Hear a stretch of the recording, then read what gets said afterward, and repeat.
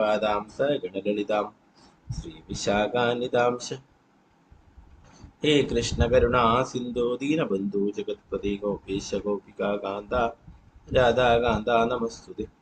തപ്തകാഞ്ചന ഗൗരാംഗി ശ്രീരാധേ വൃന്ദാവനേശ്വരി വൃഷഭാനുസുതേ ദേവി പ്രണമാമി ഹരിപ്രിയ. വാഞ്ചാകൽപതരൂപശ്ച കൃപാ സിന്ധുഭ്യേവ ച പതിതാനാം പാവനേഭ്യോ വൈഷ്ണവേഭ്യോ നമഃ. പഞ്ചതത്വാത്മകം കൃഷ്ണം ഭക്തരൂപാസ്വരൂപകം ഭക്താവതാരം ഭക്താഖ്യം നമാമി ഭക്തശക്തികം. നിത്യാനന്ദമഹം നൗമി സർവാനന്ദകരം പരം ഹരിനാമപ്രദം ദേവം അവധൂതശിരോമണി. നമോ മഹാവദന്യായ കൃഷ്ണപ്രേമപ്രദായതേ കൃഷ്ണായ കൃഷ്ണചൈതന്യനാമ്നേ ഗൗരതിഷേ നമോ വിഷ്ണുപാദായ കൃഷ്ണപൃഷ്ഠായ ഭൂതലേ ശ്രീമതേ ഭക്തിവേദാന്ത സ്വാമിനിധി നാമിനി നമസ്തേ സാരസ്വതീ ദേവി ഗൗരവാണി പ്രചാരിണി നിർവിശേഷ ശൂന്യവാദി പാശ്ചാത്യദേശധാരിണി. ശ്രീകൃഷ്ണ ചൈതന്യ പ്രഭു നിത്യാനന്ദ ശ്രീ അദ്വൈത ഗദാധര ശ്രീവാസാദി ഗൗരഭക്തവൃന്ദ. ഹരേ കൃഷ്ണ കൃഷ്ണ കൃഷ്ണ ഹരേ ഹരേ, ഹരേ രാമ രാമ രാമ ഹരേ ഹരേ. ഗുരുവേ ഗൗരചന്ദ്രായ രാധികായ തദാലേ കൃഷ്ണായ കൃഷ്ണഭക്തായ ഭക്തായ നമോ. ശ്രീ പ്രഭുപാദ് കി ജയ, ഗുരുമഹാരാജ് കി ജയ, നിതായ ഗൗരപ്രേമാനന്ദേ ഹരേ. ഹരേ കൃഷ്ണ. മദേക ബന്ധു മത്സംഗിൻ മദ്ഗുരോ മന്മഹാദന മന്നിഷ്ടാരക മദ്ഭാഗ്യാമദാനന്ദ നമോസ്തുതേ. ഗ്രന്ഥരായ ശ്രീമദ് ഭാഗവതം കി ജയ. ശ്രീമദ് ഭാഗവതം ഷഷ്ഠസ്കന്ധം 2-ാം അധ്യായം ശ്ലോകം 1. പുതിയൊരു അധ്യായം ആണ് നമ്മൾ ഇന്ന് എടുക്കുന്നത്. അതിന്റെ സമ്മറി ആദ്യം നോക്കാം, എന്നിട്ട് പിന്നീട് ശ്ലോകത്തിലേക്ക് പോകാം. അധ്യായം 2. അജാമിളൻ വിഷ്ണുദൂതന്മാരാൽ മോചിപ്പിക്കപ്പെടുന്നു. ഈ അധ്യായത്തിൽ വൈകുണ്ഠത്തിൽ നിന്നുള്ള ദൂതന്മാർ യമദൂതന്മാരോട് ഭഗവാന്റെ ദിവ്യനാമം ജപിക്കുന്നതിന്റെ മഹത്വങ്ങൾ വിസ്തരിക്കുന്നു. വിഷ്ണുദൂതന്മാർ പറഞ്ഞു, ശിക്ഷാർഹനല്ലാത്ത ഒരു വ്യക്തി യമരാജന്റെ സഭയിൽ ശിക്ഷിക്കപ്പെടാൻ പോകുന്നതിനാൽ ഇപ്പോൾ ഭക്തന്മാരുടെ സഭയിൽ പോലും അധർമ്മ പ്രവൃത്തികൾ നടക്കുന്നു. ജനങ്ങളിൽ മുഖ്യ പങ്കും നിസ്സഹായരാണ്. അവർ സംരക്ഷണത്തിന് ഭരണകൂടത്തെ ആശ്രയിക്കുന്നു. പക്ഷെ ഭരണകൂടം ഇത് മുതലെടുത്ത് അവർക്ക് ദ്രോഹം ചെയ്താൽ അവർ എവിടെ പോകും? നിങ്ങൾ അജാമിളിനെ ശിക്ഷിക്കുവാൻ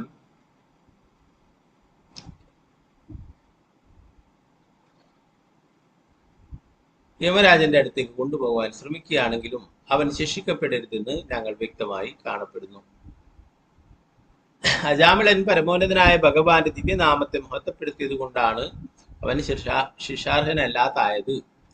വിഷ്ണുദൂതന്മാർ അത് താഴെ പറയും പ്രകാരം വിശദീകരിച്ചു. നാരായണന്റെ ദിവ്യനാമം ഒരിക്കൽ ജപിച്ചത് കൊണ്ട് മാത്രം ഈ ബ്രാഹ്മണൻ പാപപങ്കിലമായ ജീവിതത്തിന്റെ എല്ലാ പ്രതിപ്രവർത്തനങ്ങളിൽ നിന്നും മോചിതനായി.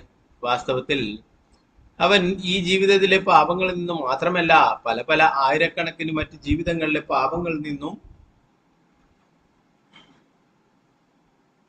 മുക്തനായി. അവൻ അവന്റെ എല്ലാ പാപകർമ്മങ്ങൾക്കുമുള്ള ശരിയായ പ്രായശ്ചിത്തം നിർവഹിച്ചു കഴിഞ്ഞു. ഒരുവൻ ശാസ്ത്രങ്ങളുടെ നിർദ്ദേശാനുസരണം പ്രായശ്ചിത്തം അനുഷ്ഠിച്ചാൽ വാസ്തവത്തിൽ അവൻ പാപപ്രതികരണങ്ങളിൽ നിന്നും സ്വതന്ത്രനാവില്ല. പക്ഷേ അവൻ ഭഗവാന്റെ ദിവ്യനാമം ജപിക്കുന്ന വർഷം അത്തരം ജപത്തിന്റെ ക്ഷണപ്രഭ കൊണ്ട് മാത്രം അവന്റെ എല്ലാ പാപപ്രതികരണങ്ങളിൽ നിന്നും മുക്തനാകും. ഭഗവാന്റെ ദിവ്യനാമ മഹത്വങ്ങളുടെ കീർത്തനം സകല സൗഭാഗ്യങ്ങളെയും ഉണർത്തും. അതുകൊണ്ട് എല്ലാ പാപപ്രതികരണങ്ങളിൽ നിന്നും പരിപൂർണമായി മോചിതനായതിനാൽ അജാമിളൻ യമരാജനാൽ ശിക്ഷിക്കപ്പെടരുത്.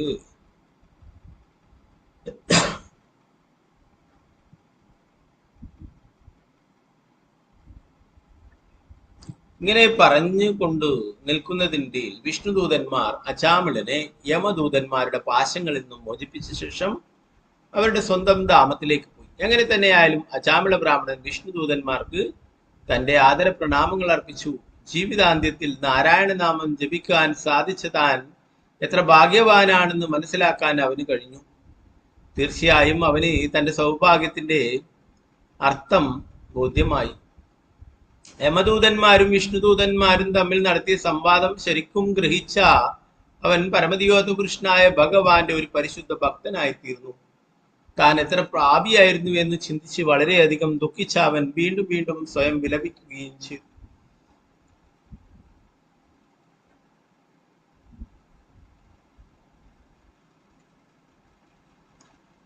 വിഷ്ണുദൂതന്മാരുമായുള്ള സമ്പർക്കം മൂലം തന്റെ മൗലികമായ അവബോധം ഉണർന്ന അജാമിളൻ അവസാനം സർവ്വതും പരിത്യജിച്ച് ഹരിദ്വാറിലേക്ക് പോയി.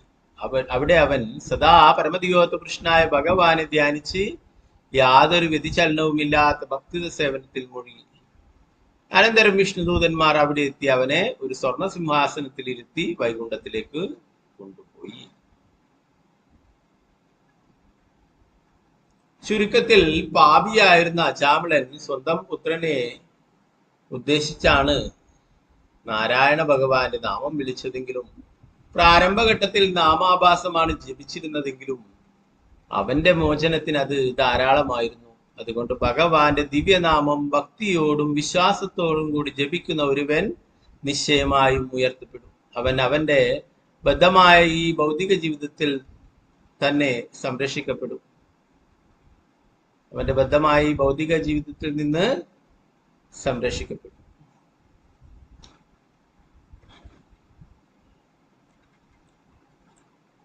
ഒന്നാമത്തെ ശ്ലോകം നമുക്ക് നോക്കാം.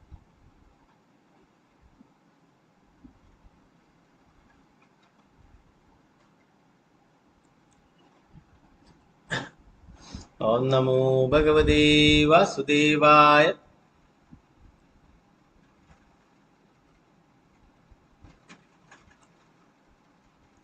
ശ്രീ ബാദരായണീരുവാച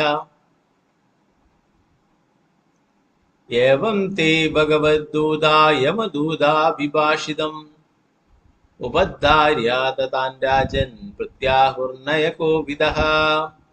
ശ്രീ ബാദരായണീരുവാച ഏവം തേ ഭഗവദ്ദൂതാ യമദൂതാ വിഭാഷിതം ഉപദ്ധാര്യാതാൻ രാജൻ പ്രത്യാഹുർനയകോ വിദഃ. ഹരേ കൃഷ്ണ.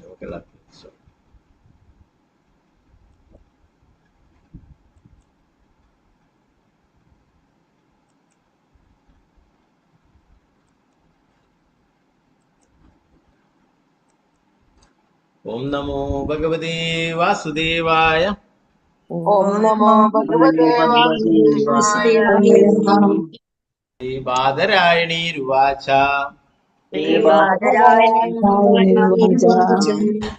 ഏവം തേ ഭഗവദ്ദൂതാ യമദൂതാ വിഭാഷിതം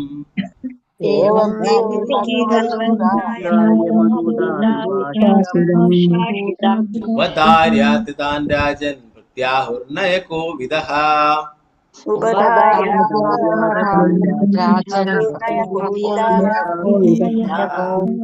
ബാദരായണീരുവാച ഏവം തേ ഭഗവദ്ദൂതാ യമദൂതാ വിഭാഷിതം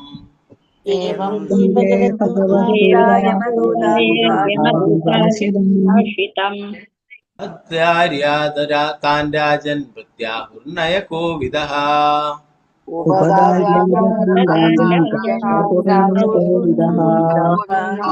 ഹരേ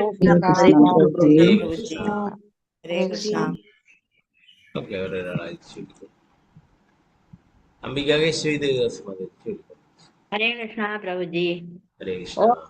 ഓം നമോ ഭഗവതേ വാസുദേവായ. ശ്രീ ബാദരായണിരുവാച ഏവം തേ ഭഗവദ്ദൂതാ യമദൂതാഭിഭാഷിതം ഉപധാര്യാതാൻ രാജൻ പ്രത്യാഹോർനയകോ വിദഃ. ഹരേ കൃഷ്ണ പ്രഭുജി. ഹരേ കൃഷ്ണ. മാലതിശ്യാമതി ദസ്മതി. ഹരേ കൃഷ്ണ.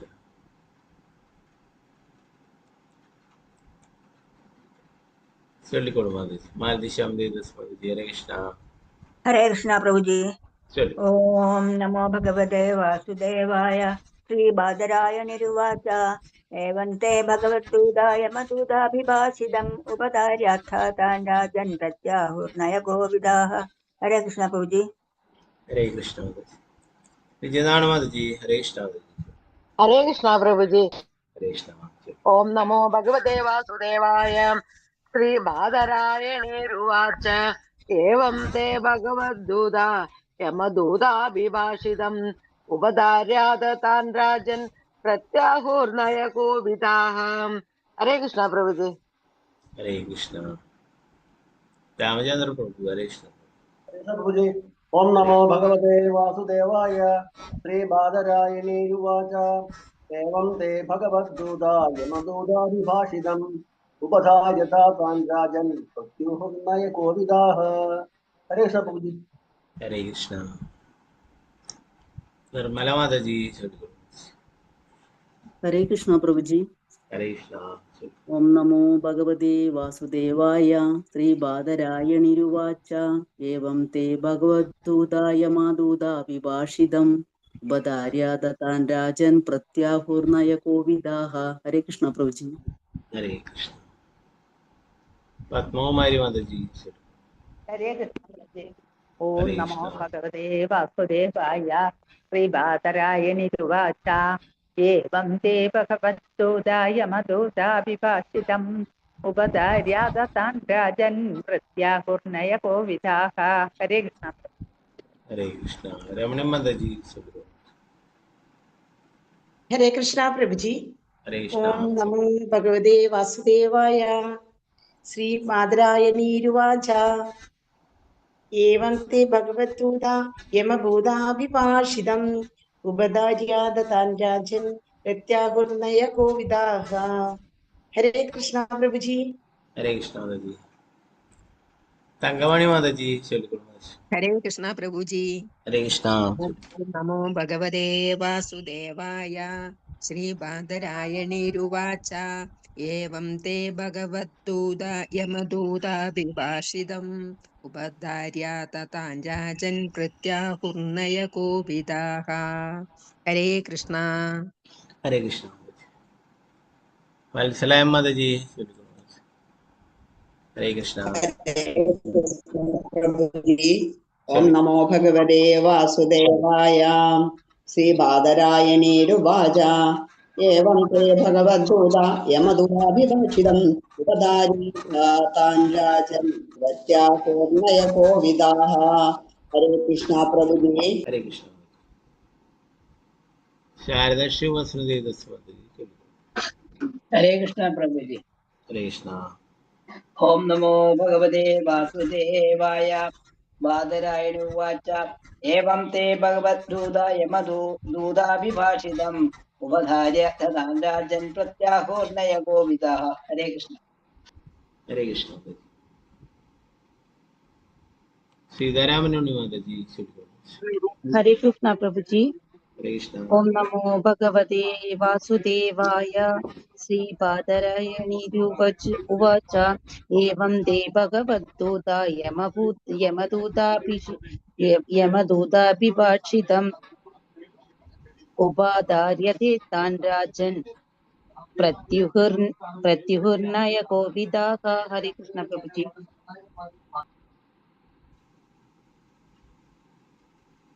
ഹരേ കൃഷ്ണ. ഭാരതി അമ്മ മാതാജി. ഹരേ കൃഷ്ണ മാതാജി. ഹരേ കൃഷ്ണ പ്രഭുജി. ഓം നമോ ഭഗവതേ വാസുദേവായ. ശ്രീബാദരായണീരുവാച ഏവം തേ ഭഗവദ്ദൂത യമദൂതാഭിഭാഷിതം ഉപാധാര്യാത താൻ രാജൻ പ്രത്യാഹുർനയ കോവിദാഃ. ഹരേ കൃഷ്ണ. ഹരേ കൃഷ്ണ മാതാജി. അനന്തകുമാരി മാതാജി. ഹരേ കൃഷ്ണ. ഹരേ കൃഷ്ണ പ്രഭുജി. ഹരേ കൃഷ്ണ. ചൊല്ലു. ഓം നമോ ഭഗവതേ വാസുദേവായ. ശ്രീബാദരായണീരുവാച ഏവം തേ ഭഗവദ്ദൂത യമദൂതാഭിഭാഷിതം ഉപധാര്യാത താൻ രാജൻ പ്രത്യാഹുർനയ കോവിദാഃ. ഹരേ കൃഷ്ണ പ്രഭുജി. ഹരേ കൃഷ്ണ. വിജയശ്രീ മാതാജി. ചൊല്ലിക്കൊള്ളു. ഹരേ കൃഷ്ണ. ഹരേ കൃഷ്ണ പ്രഭുജി. പ്രണാമം പ്രഭുജി. പ്രണാം. ചൊല്ലു. ഓം നമോ ഭഗവതേ വാസുദേവായ.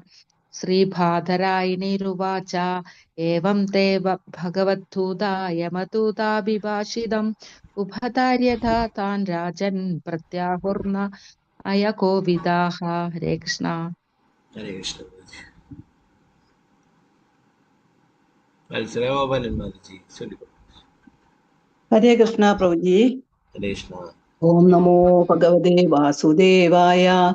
ശ്രീബാദരായണിരുവാച ഏവം തേ ഭഗവദ്ദൂത യമദൂതാഭിഭാഷിതം ഉപധാര്യാതാൻ രാജൻ പ്രത്യാഹുർനയ കോവിദഃ. ഹരേ കൃഷ്ണ പ്രഭുജി. हरे कृष्ण. सुवर्णा माताजी चलिए. हरे कृष्ण प्रभु जी. हरे कृष्ण. ओम नमो भगवते वासुदेवाय. श्रीबादरायणीरुवाच एवं ते भगवद्दूता यमदूताभिभाषितम् उपधार्याथ तान् राजन् प्रत्याहुर्नय कोविदाः. हरे कृष्ण प्रभु जी. हरे कृष्ण.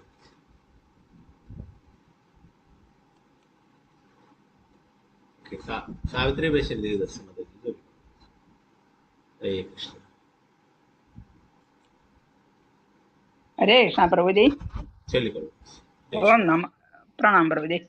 प्रणाम. ओम नमो भगवते वासुदेवाय. श्रीबादरायणीरुवाच एवं ते भगवद्दूता यमदूताभिभाषितम् उपधार्यथा तान् राजन् प्रत्याहुर्नय कोविदाः. हरे कृष्ण प्रभु जी. हरे कृष्ण. ഓക്കെ, മറ്റുള്ളവർക്ക് അടുത്ത ശ്ലോകങ്ങൾ ചൊല്ലാൻ നമുക്ക് ഇതിന്റെ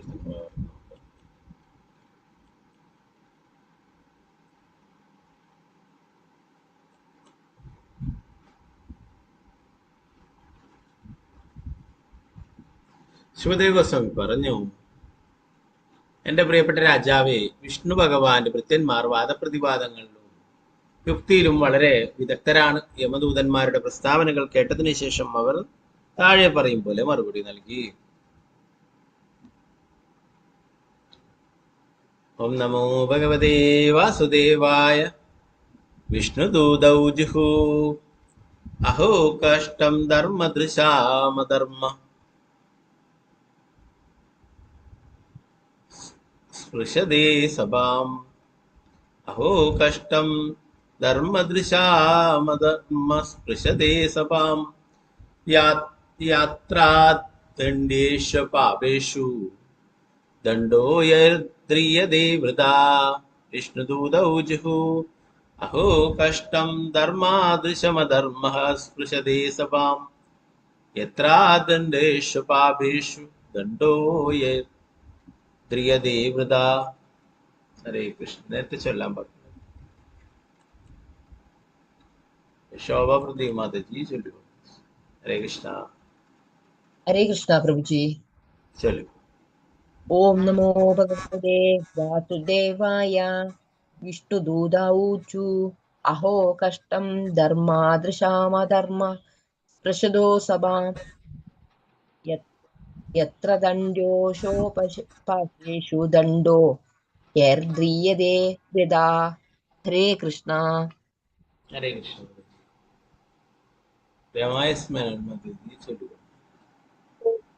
भगवते वासुदेवाय. श्री विष्णुदूत उवाचुः अहो कष्टं धर्मदुषामधर्मः स्पृशते सभां. यन्नादण्डेषु वा पापेषु यत्रादण्डेषु पापेषु दण्डो यद्रियते वृथाः. हरे कृष्ण माताजी. गीताटी माताजी चलो. हरे कृष्णा प्रभु जी. हरे कृष्ण. ओम नमो भगवते वासुदेवाय. विष्णुदूत ऊजुः अहो कष्टं धर्मदृशाम् अधर्म स्पृशते सभां. यत्र दण्डेषु पापेषु दण्डो यर्ध्रियते वृथा. हरे कृष्ण प्रभु जी. हरे कृष्ण. गीतासी माताजी चलो. हरे कृष्णा प्रभु जी. हरे कृष्ण चलो. ओम नमो भगवते वासुदेवाय. विष्णुदूत ऊचु अहो कष्टं धर्मदृशामधर्म स्पृशते सभां. यत्र दण्डेषु पापेषु दण्डो यद्रियते वृथा. हरे कृष्ण प्रभु जी. हरे कृष्ण. ഓക്കെ, ശ്രീജയ മാതാജി ചൊല്ലു. ഹരേ ഹരേ കൃഷ്ണ. കൃഷ്ണ പ്രഭുജി. ചൊല്ലു. ഓം നമോ ഭഗവതേ വാസുദേവായ. വിഷ്ണുദൂത ഊചുഃ അഹോ കഷ്ടം ധർമ്മദൃശാമധർമ്മഃ സ്പൃശതേ സഭാം യത്രാദിന്ദേഷ പാപേഷു ദണ്ഡോ യൈർധ്രിയതേ വൃഥാ. ഹരേ കൃഷ്ണ പ്രഭുജി. ഹരേ കൃഷ്ണ. ഓക്കെ, നമുക്ക് ഇതിന്റെ വിവർത്തനം ഭാവാർത്ഥം.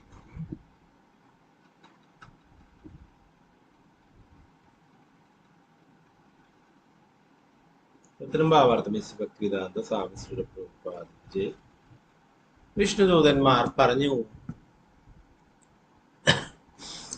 ധർമ്മം പുലരേണ്ട ഒരു സഭയിൽ അധർമ്മം നടപ്പാക്കുന്നത് എത്ര വേദനാകരമാണ്.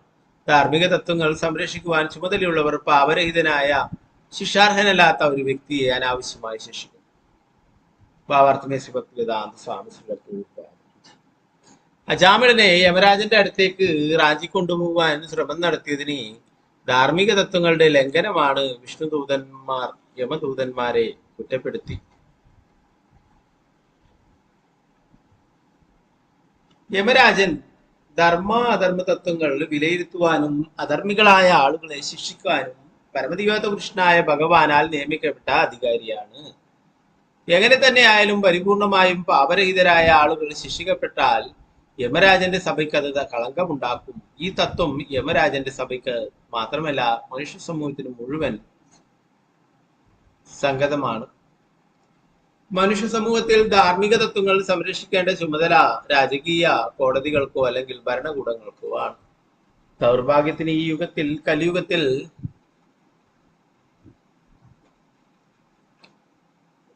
ധാർമ്മിക തത്വങ്ങൾ തകിടം മറിക്കപ്പെട്ടിരിക്കുന്നതിനാൽ ആരാണ് ശിക്ഷിക്കപ്പെടേണ്ടതെന്നും ആരാണ് ശിക്ഷിക്കപ്പെടരുതാത്തതെന്നും ശരിയായി നിർണയിക്കാൻ ഭരണകൂടങ്ങൾക്ക് കഴിയുന്നില്ല. കലിയുഗത്തിൽ കോടതിയിൽ പണം ചെലവഴിച്ചില്ലെങ്കിൽ ഒരുവന് നീതി ലഭിക്കുകയില്ലെന്ന് പറയപ്പെടുന്നു. തീർച്ചയായും നീതിന്യായ കോടതികളിൽ അനുകൂലമായ വിധി പുറപ്പെടുവിക്കുന്നതിന് മജിസ്ട്രേറ്റുമാർ കൈക്കൂലി വാങ്ങുന്നത് പതിവായിരിക്കും. ലോകത്തിലെ മുഴുവൻ ജനങ്ങളുടെയും നന്മയ്ക്ക് വേണ്ടി പ്രഭാഷണങ്ങൾ നടത്തുന്ന കൃഷ്ണാബോധ പ്രസ്ഥാനത്തിലെ ധാർമ്മികരായ ആളുകളെ ചിലപ്പോഴൊക്കെ കോടതിയും പോലീസും അറസ്റ്റ് ചെയ്യുകയും പീഡിപ്പിക്കുകയും ചെയ്യാറുണ്ട്. പശ്ചാത്താപകരങ്ങളായ ഈ സത്യങ്ങളിൽ വൈഷ്ണവരായ വിഷ്ണുദൂതന്മാർ ദുഃഖിക്കുന്നു. എല്ലാ പതിതാത്മാക്കളോടുമുള്ള ആത്മീയമായ അനുകമ്പ നിമിത്തം അവരെ സമുദ്ധരിക്കുക എന്ന ലക്ഷ്യം മുൻനിർത്തി വൈഷ്ണവർ എല്ലാ ധാർമ്മിക തത്വങ്ങളുടെയും നിലവാരം അനുസരിച്ചുള്ള സമ്പ്രദായ പ്രകാരം എല്ലായിടത്തും പ്രഭാഷണങ്ങൾ നടത്താൻ പോകുന്നു. പക്ഷെ ഭഗവാന്റെ മഹത്വങ്ങൾ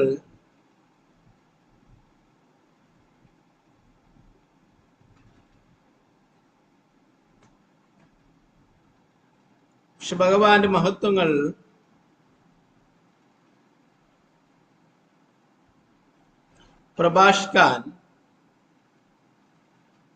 ഈ വിധം ആത്മാർപ്പണം ചെയ്യുന്ന വൈഷ്ണവർ സമാധാനം ഭംഗപ്പെടുത്തുന്നുവെന്ന തെറ്റായ ആരോപണം ചുമത്തപ്പെട്ട് ചിലപ്പോൾ പീഡിപ്പിക്കപ്പെടുകയും കോടതികളാൽ ശിക്ഷിക്കപ്പെടുകയും ചെയ്യുന്നു. ശ്രീല പ്രഭുപാദ് കി ജയ്.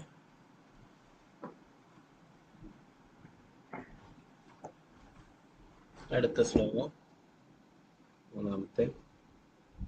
ഓം നമോ ഭഗവതേ വാസുദേവായ. പ്രജാനാം പിതരോ യേ ച ശാസ്താരാ സാധവഃ സമഃ യദി സ്യാത് തേഷു വൈഷമ്യം കം യാന്തി ശരണം പ്രജഃ. പ്രജാനാം പിതരോ യേ ച ശാസ്താരാ സാധവഃ സമഃ യദി സ്യാത് തേഷു വൈഷമ്യം കം യാന്തി ശരണം പ്രജഃ.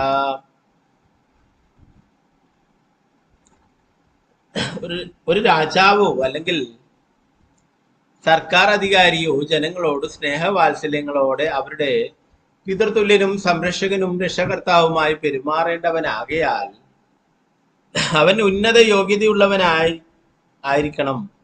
അവൻ എല്ലാ പൗരന്മാരോടും തുല്യനിലയിൽ വർത്തിക്കുകയും അവർക്ക് നിലവാരമുള്ള ശാസ്ത്രങ്ങളുടെ അടിസ്ഥാനത്തിൽ ഉപദേശ നിർദ്ദേശങ്ങൾ നൽകുകയും ചെയ്യണം. യമരാജൻ നീതിന്യായങ്ങളുടെ പരമഗുരുവാകിയാൽ അങ്ങനെ ചെയ്യുന്നു.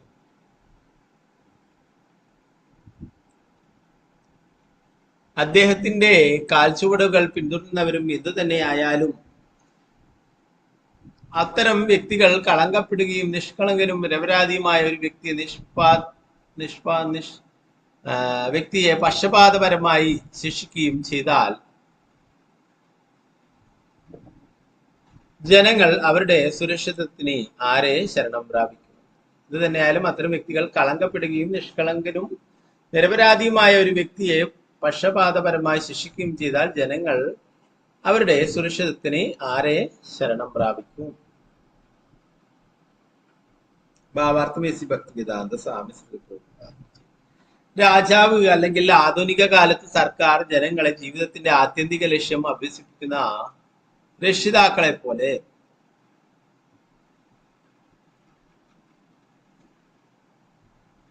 വർത്തിക്കണം. മനുഷ്യരൂപത്തിലുള്ള ജീവിതം ഒരുവന്റെ ആത്മസാക്ഷാത്കാരത്തിനും പരമദിവ്യത്വ പുരുഷനായ ഭഗവാനുമായുള്ള അവന്റെ ബന്ധനത്തിനും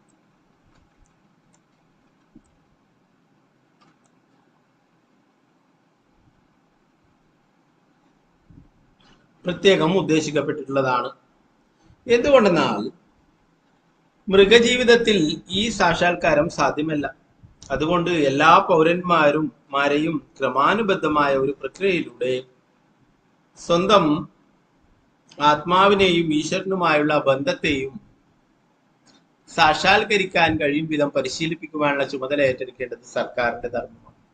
യുധിഷ്ഠിര മഹാരാജാവ്, പരീക്ഷിത് മഹാരാജാവ്, രാമചന്ദ്ര ഭഗവാൻ, അംബരീഷ് മഹാരാജാവ്, പ്രഹ്ലാദ് മഹാരാജാവ് തുടങ്ങിയ മഹാരാജാക്കന്മാർ ഈ തത്വം പിന്തുടർന്നിരുന്നു. ഭരണകൂടത്തിന്റെ തലപ്പത്തുള്ളവർ തീർച്ചയായും സത്യസന്ധരും ധാർമ്മികരും ആയിരിക്കണം. അല്ലാത്ത പക്ഷം രാജ്യകാര്യങ്ങളെല്ലാം ക്ലേശത്തിലാകും. നിർഭാഗ്യവശാൽ ജനാധിപത്യത്തിന്റെ പേരിൽ കള്ളന്മാരും തെമ്മാടികളും സർക്കാരിന്റെ സുപ്രധാന സ്ഥാനങ്ങളിലേക്ക് മറ്റു കള്ളന്മാരെയും തെമ്മാടികളെയും തെരഞ്ഞെടുക്കുന്നു. സമീപകാലത്ത് അമേരിക്കയിലെ പൗരന്മാർ അവിടുത്തെ പ്രസിഡന്റിനെ അധികാരത്തിൽ നിന്നും താഴെ ഇറക്കിയപ്പോൾ ഇത് തെളിയിക്കപ്പെടുകയുണ്ടായി. ഇതൊരു സംഭവം മാത്രം. അത്തരം സംഭവങ്ങൾ അനവധിയുണ്ട്. കൃഷ്ണാബോധ പ്രസ്ഥാനത്തിന്റെ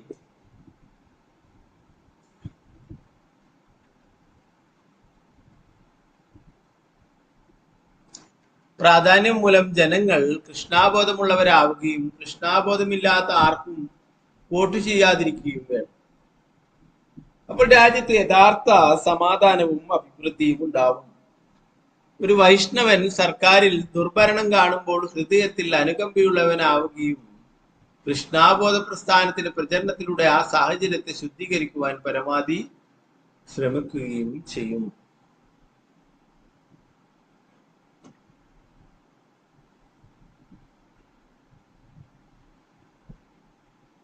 നാലാമത്തെ ശ്ലോകം.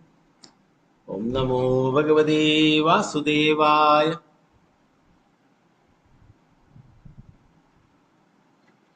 യദ്യത്യാചരതി ശ്രേയാ നിതരസ്തത്തദീഹതേ സയത് പ്രമാണം ഗുരുതേ ലോകസ്തനുവർത്തതേ.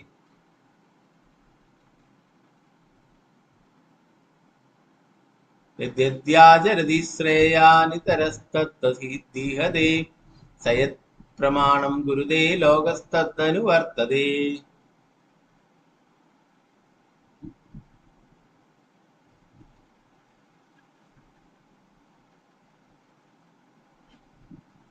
ബഹുഭൂരിപക്ഷം ജനങ്ങളും സമൂഹത്തിലെ ഒരു നേതാവിന്റെ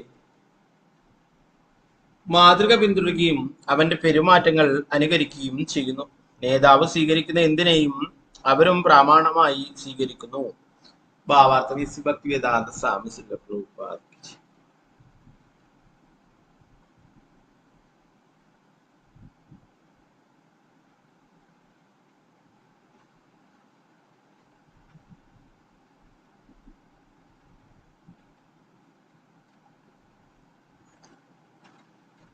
അജാമിളൻ ശിക്ഷാർഹനായിരുന്നില്ലെങ്കിലും യമദൂതന്മാർ അവനെ ശിക്ഷിക്കുവാൻ യമരാജന്റെ അടുത്തേക്ക് കൊണ്ടുപോകണമെന്ന് ശാഠ്യം പിടിക്കുകയായിരുന്നു.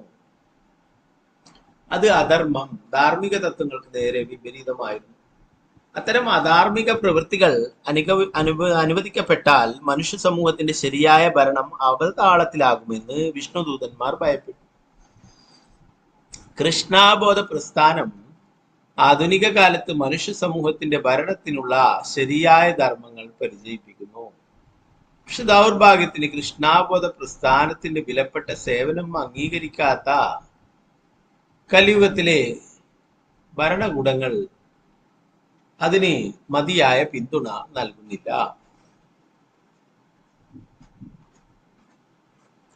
മനുഷ്യ സമൂഹത്തെ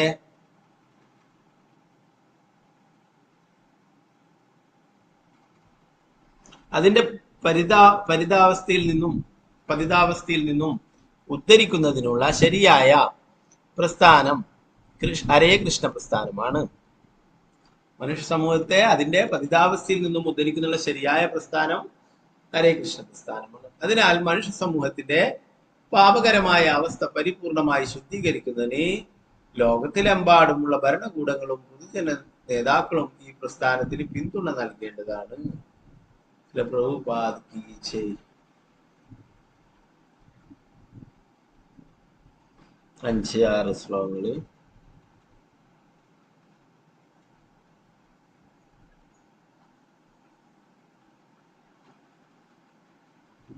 ഓം നമോ ഭഗവതേ വാസുദേവായ.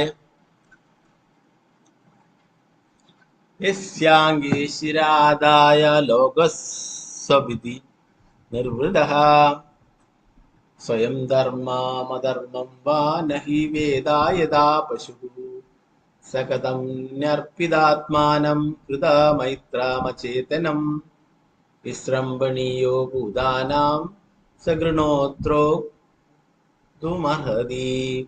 യസ്യാംഗേ ശിരാദായ ലോകസ്വപതി നിർവൃതഃ സ്വയം ധർമ്മമധർമ്മം വാ നഹി വേദായതാ പശുഃ സകതം ന്യർപ്പിതാത്മാനാം കൃതമൈത്രമചേതനം വിസ്രംഭണീയോ ഭൂതാനാം സഗൃണോത്രോക്തുമർഹതി.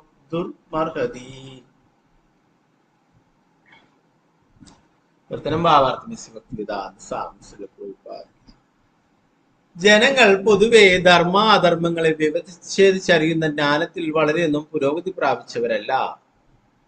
സ്വന്തം യജമാനനെ പരിപൂർണമായി വിശ്വസിച്ച് അവന്റെ മടിയിൽ തലചായ്ച്ച് സമാധാനപൂർവം ഉറങ്ങുന്ന അജ്ഞനായ വളർത്തുമൃഗത്തെ പോലെയാണ് നിഷ്കളങ്കരും ഉണർവില്ലാത്തവരുമായ പൗരന്മാർ. ഒരു നേതാവ് വാസ്തവത്തിൽ ദയാലുവും ജീവസത്തയുടെ വിശ്വാസത്തിന് അർഹനുമാണെങ്കിൽ ഉത്തമ വിശ്വാസത്തോടും മൈത്രിയോടും തന്നെ പൂർണ്ണമായി ശരണം പ്രാപിക്കുന്ന വിഡ്ഢിയായ വ്യക്തിയെ ശിക്ഷിക്കാനോ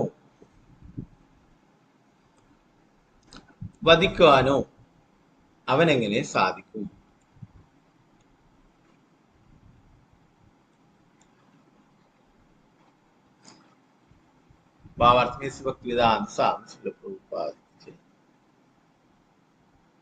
വിശ്വസ്തഗാഥ എന്ന സംസ്കൃത വാക്ക് വിശ്വാസവഞ്ചന നടത്തുന്ന ഒരുവനെ അഥവാ സത്യലംഘനത്തിന് കാരണമാകുന്ന ഒരുവനെ പരാമർശിക്കുന്നു. സർക്കാർ സംരക്ഷണം നൽകുന്നത് കൊണ്ട് പൊതുജനങ്ങൾക്ക് സുരക്ഷിതത്വം അനുഭവപ്പെടണം. ആ സ്ഥിതിക്ക്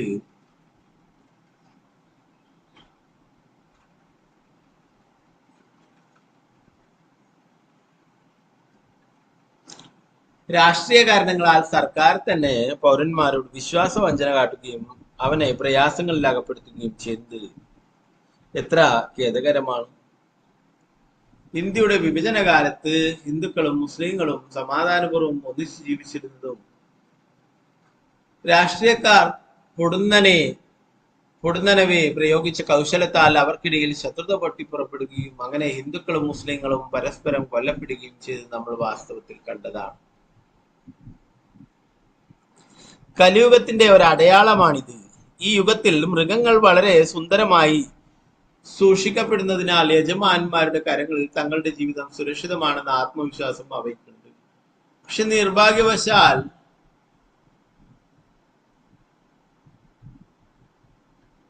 മൃഗങ്ങൾ കൊഴുത്താലുടൻ അവയെ കശാപ്പ് ചെയ്യാൻ കൊണ്ടുപോകുന്നു.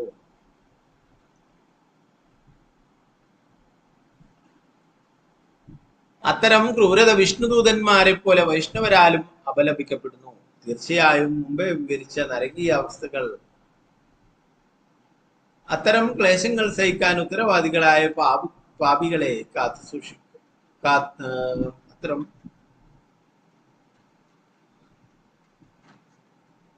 മുമ്പേ വിവരിച്ച വൈഷ്ണവരാരും അവർക്ക് തീർച്ചയായും മുമ്പേ വിവരിച്ച നരകീയ അവസ്ഥകൾ അത്തരം ക്ലേശങ്ങൾ സഹിക്കാൻ ഉത്തരവാദികളായ പാപികളെ കാത്ത് കഴിയുന്നു.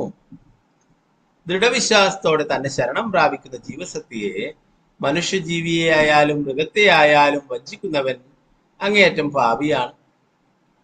അത്തരം വഞ്ചനകൾ ഇപ്പോഴത്തെ സർക്കാരുകളാൽ ശിക്ഷിക്കപ്പെടാതെ പോകുന്നതിനാൽ മനുഷ്യ സമൂഹം മുഴുവൻ ഭീകരമായി കളങ്കപ്പെട്ടിരിക്കുന്നു. ഈ യുഗത്തിലെ ജനങ്ങളെ അതിനാൽ ഇങ്ങനെ വിവരിക്കപ്പെടുന്നു: മന്ദാസുമന്ദമതയോ മന്ദഭാഗ്യാഹി ഉപദ്രുത. അത്തരം പാപങ്ങളുടെ പരിണിത ഫലമായ ആളുകൾ മന്ദന്മാരായി അഥവാ മന്ദഹ ശിക്ഷിക്കപ്പെടുന്നു. അവരുടെ ബുദ്ധി വ്യക്തതയില്ലാതാകുന്നു. സുമന്ദമതയ അവർ ഹതഭാഗ്യന്മാരാകുന്നു. മന്ദഭാഗ്യ ആകയാൽ അവർ എപ്പോഴും അനേകം പ്രശ്നങ്ങളാൽ ഉപദ്രവിക്കപ്പെട്ടുകൊണ്ടിരിക്കും. ഉപദ്രുത അവരുടെ ഈ ജീവിതത്തിലെ സാഹചര്യം ഇതാണ്. അടുത്ത ജീവിതത്തിൽ അവർ നരകീയ അവസ്ഥകളിൽ ശിക്ഷിക്കപ്പെടുകയും ചെയ്യും. ശ്രീല പ്രഭുപാദി ജയ്.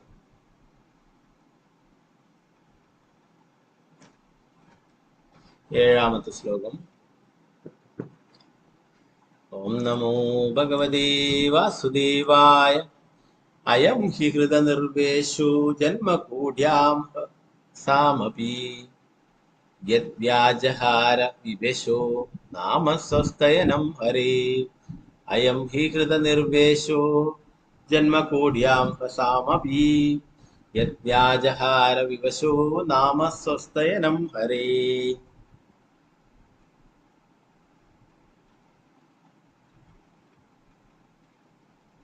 വർത്തനം ഭാവാർത്ഥം ഭക്തിവേദാന്ത സ്വാമി ശ്രീല പ്രഭുപാദി ജയ്. അജാമിളൻ അവന്റെ എല്ലാ പാപകർമ്മങ്ങൾക്കുമുള്ള പ്രായശ്ചിത്തം നേരത്തെ തന്നെ നിർവഹിച്ചു കഴിഞ്ഞിരുന്നു. ഒരു നിസ്സഹായ അവസ്ഥയിൽ നാരായണന്റെ ദിവ്യനാമം ജപിച്ചതിലൂടെ അവൻ ഒരു ജന്മത്തിലെ മാത്രമല്ല ദശലക്ഷക്കണക്കിന് ജന്മങ്ങളിലെ പാപങ്ങളുടെ പ്രായശ്ചിത്തമാണ് അനുഷ്ഠിച്ചത്. അവന്റെ ജപം പരിശുദ്ധമല്ലായിരുന്നെങ്കിലും അപരാധരഹിതമായിരുന്നു. അതിനാൽ അവൻ ഇപ്പോൾ പരിശുദ്ധനും മോക്ഷത്തിന് അർഹനുമായി തീർന്നിരിക്കുന്നു. ഭാവാർത്ഥമേസി ഭക്തിവേദാന്ത സ്വാമി ശ്രീല പ്രഭുപാദി ജയ്. യമദൂതന്മാർ അജാമിളന്റെ ബാഹ്യാവസ്ഥ മാത്രമേ പരിഗണിച്ചിരുന്നുള്ളൂ. അവൻ ജീവിതത്തിലുടനീളം അങ്ങേയറ്റം പാപം ചെയ്തിരുന്നതിനാൽ അവനെ യമരാജന്റെ അടുത്തേക്ക് കൊണ്ടുപോകണമെന്ന് അവർ തീരുമാനിച്ചു. അവൻ എല്ലാ പാപങ്ങളുടെയും പ്രതികരണങ്ങളിൽ നിന്നും മോചിപ്പിക്കപ്പെട്ടിരുന്ന വിവരം അവർ അറിഞ്ഞിരുന്നുമില്ല. അതുകൊണ്ട് അവൻ മരണസമയത്ത് നാരായണ നാമത്തിന്റെ 4 അക്ഷരങ്ങൾ ജപിക്കുകയാൽ എല്ലാ പാപപ്രതികരണങ്ങളിൽ നിന്നും രക്ഷിക്കപ്പെട്ടുവെന്ന് വിഷ്ണുദൂതന്മാർ ഉപദേശിച്ചു. ഇത് സംബന്ധിച്ച് വിശ്വനാഥ ചക്രവർത്തി ഠാക്കൂർ സ്മൃതി ശാസ്ത്രത്തിൽ നിന്നും താഴെ പറയുന്ന ശ്ലോകങ്ങൾ ഉദ്ധരിച്ചിരിക്കുന്നു.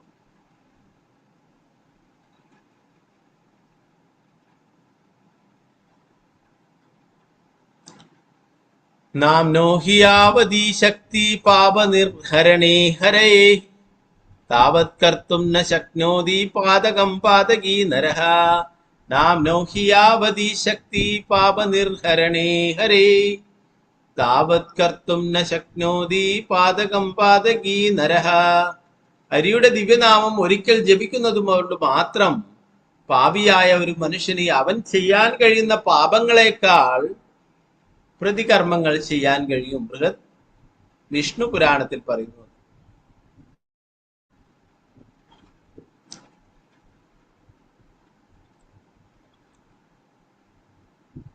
അടുത്ത ശ്ലോകത്തിൽ പറയുന്നു: അവശ്യേനാഭിയന്നാംനി കീർത്തിതേ സർവപാതകൈഃ പുമാൻ വിമുച്യതേ സദ്യാ സിംഹസ്ത്രസ്ത്രൈർമൃഗൈർ ഇവ. അവശേനാഭിയന്നാംനി കീർത്തിതേ സർവപാദകൈ പുമാൻ വിമുച്യതേ സദ്യ സിംഹസ്തത്രൈർമൃഗൈർ ഇവ.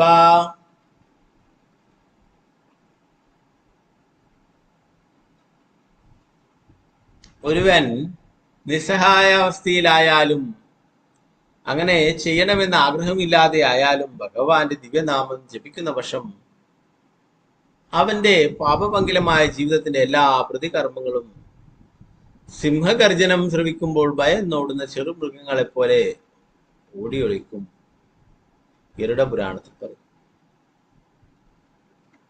അടുത്ത ശ്ലോകം പറയുന്നു സ്കന്ദപുരാണത്തിലുള്ള ഉച്ചാരിതം യേന ഹരി അക്ഷരദ്വയം ബന്ധപരികരസ്തേന മോക്ഷായ ഗമനം പ്രതീം.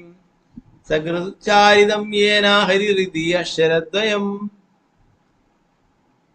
ബദ്ധപരിസ്കരസ്തേന മോക്ഷായ ഗമനം പ്രതി. ഹ രി എന്നീ ദയാക്ഷരങ്ങൾ അടങ്ങുന്ന ഭഗവാന്റെ ദിവ്യനാമം ഒരിക്കൽ ജപിക്കുന്നത് കൊണ്ട് മാത്രം ഒരുവന് മോക്ഷത്തിന്റെ പാത ഉറപ്പാക്കപ്പെടുന്നു. സ്കന്ദ പുരാണം.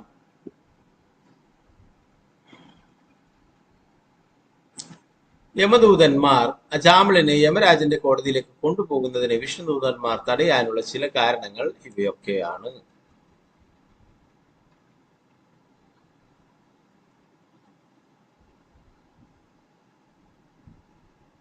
എട്ടാമത്തെ ശ്ലോകം. ഓം നമോ ഭഗവതേ വാസുദേവായ. ഏതേനൈവ ഹ്യഗോനസ്യ കൃതം സാത്വിക നിഷ്കൃതം യഥാ നാരായണായേതി ജഗദാ ചതുരക്ഷരം. ഏതേനൈവ ഹ്യഗനോസ്യ കൃതം സാധക നിഷ്കൃതം യഥാ നാരായണായേതി ജഗദാ ചതുരക്ഷരം. വിഷ്ണുദൂതന്മാർ തുടർന്നു, ഈ അജാമിളൻ മുമ്പും ഭക്ഷിക്കുമ്പോഴും മറ്റു സമയങ്ങളിലും അവന്റെ പുത്രനെ എന്റെ ഓമനപുത്ര നാരായണ ദയവായി ഇവിടെ വരൂ എന്നൊക്കെ പറഞ്ഞ് വിളിക്കുമായിരുന്നു. പുത്രന്റെ പേരാണ് വിളിച്ചിരുന്നെങ്കിലും നാരായണ എന്ന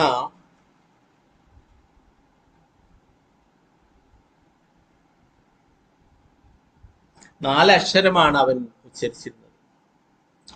ഈ വിധത്തിൽ നാരായണന്റെ നാമം ഉച്ചരിച്ചിരുന്നതിനാൽ അവൻ കോടിക്കണക്കിന് ജീവിതത്തിലെ പാപങ്ങൾക്കുള്ള പ്രായശ്ചിത്തങ്ങൾ നിർവഹിച്ചു കഴിഞ്ഞു. ഭാവാർത്ഥം ഭക്തിവേദാന്ത സ്വാമി ശ്രീല പ്രഭുപാദ.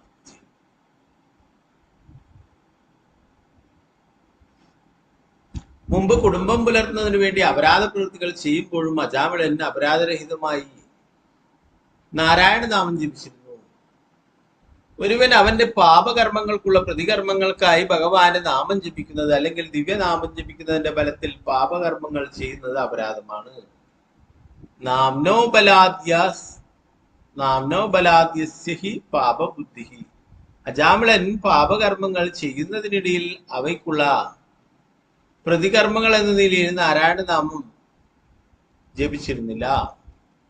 അവൻ നാരായണ നാമം ഉച്ചരിച്ച് അവന്റെ പുത്രന്റെ പേര് വിളിക്കുകയായിരുന്നു.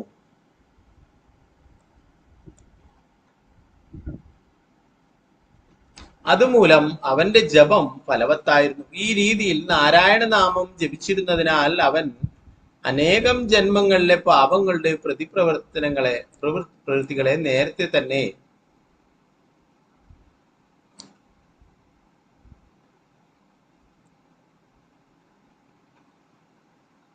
ജയിച്ചടക്കി കഴിഞ്ഞിരുന്നു. ആരംഭത്തിൽ പരിശുദ്ധനായിരുന്ന അവൻ പിന്നീട് പല പാപകർമ്മങ്ങളും മുഴുകിയിരുന്നെങ്കിലും പാപരഹിതനായിരുന്നു. എന്തുകൊണ്ടെന്നാൽ അവൻ തന്റെ പാപകർമ്മങ്ങൾക്കുള്ള പ്രതികർമ്മങ്ങളായി നാരായണ നാമം ജപിച്ചിരുന്നില്ല. ഭഗവാന്റെ ദിവ്യനാമം അപരാധരഹിതമായി ജപിക്കുന്ന ഒരുവൻ എല്ലായ്പ്പോഴും പവിത്രനായിരിക്കും. ഈ ശ്ലോകത്തിൽ സ്ഥിരീകരിച്ചിട്ടുള്ളതുപോലെ അജാമിളൻ നേരത്തെ തന്നെ പാപരഹിതനായിരുന്നു. നാരായണന്റെ ദിവ്യനാമം ജപിച്ചത് കൊണ്ട് അവൻ പാപരഹിതനായി തുടരുകയും ചെയ്തു. അവൻ പുത്രനെയാണ് വിളിച്ചിരുന്നത് എങ്കിൽ എന്നത് പ്രശ്നമായിരുന്നില്ല. ആ നാമം മാത്രം ഫലവത്തായിരുന്നു. പ്രഭുപാദകീ ജയ. 9-10 ശ്ലോകങ്ങൾ. ഓം നമോ ഭഗവതേ വാസുദേവായ. തേന സുരാപോ മിത്രദൃക് ബ്രഹ്മഃ ഗുരു തൽപകഃ ശ്രീരാജപിതൃഗോഹാന്തായേ ച പാദകിനോ അപരേ സർവേഷാമപ്യഗവദാമി തസ്മേവ സുനിഷ്കൃതം നാമ വ്യവഹാരണം വിഷ്ണോര്യതസ്ത്വദ്ദിശയാമതി. സ്തേന സുരാപോ മിത്രദൃക് ബ്രഹ്മാ ഗുരു തൽപകഃ സ്ത്രീരാജപിതൃഗോഹാന്തയോ ച പാദകീനോ അപരേ സർവേഷാമപക്യവദാമിതമേവ സുനിഷ്കൃതം നാമ വ്യാഹരണം വിഷ്ണോര്യതസ്തദ്ദിശയാമതി.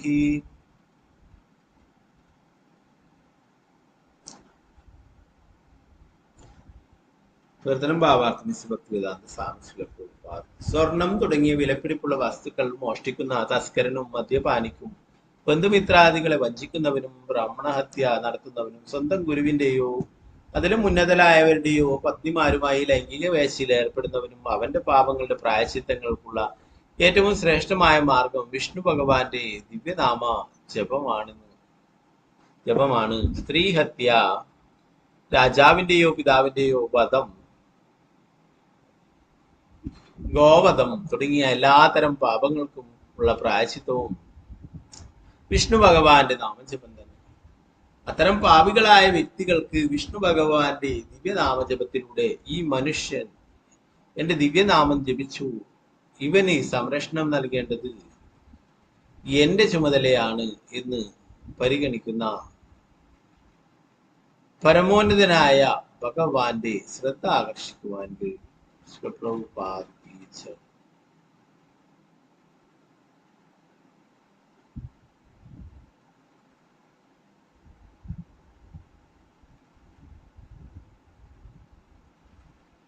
പതിനൊന്നാമത്തെ ശ്ലോകം.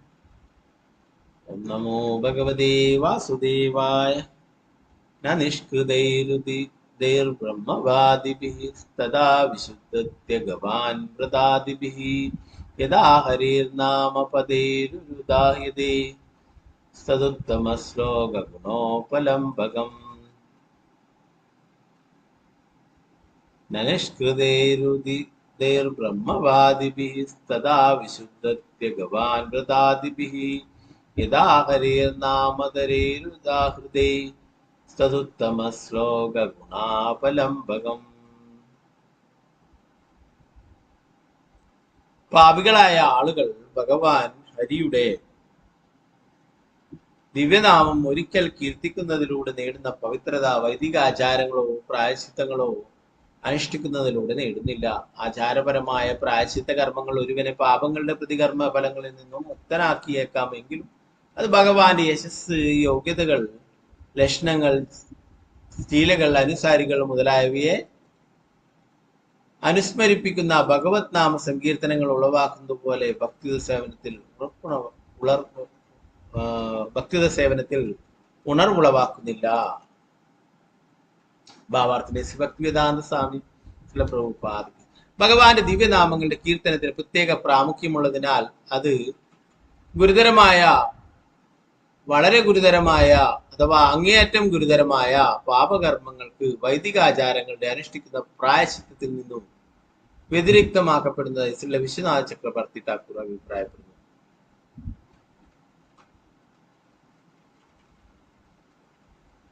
മനുസംഹിതയിൽ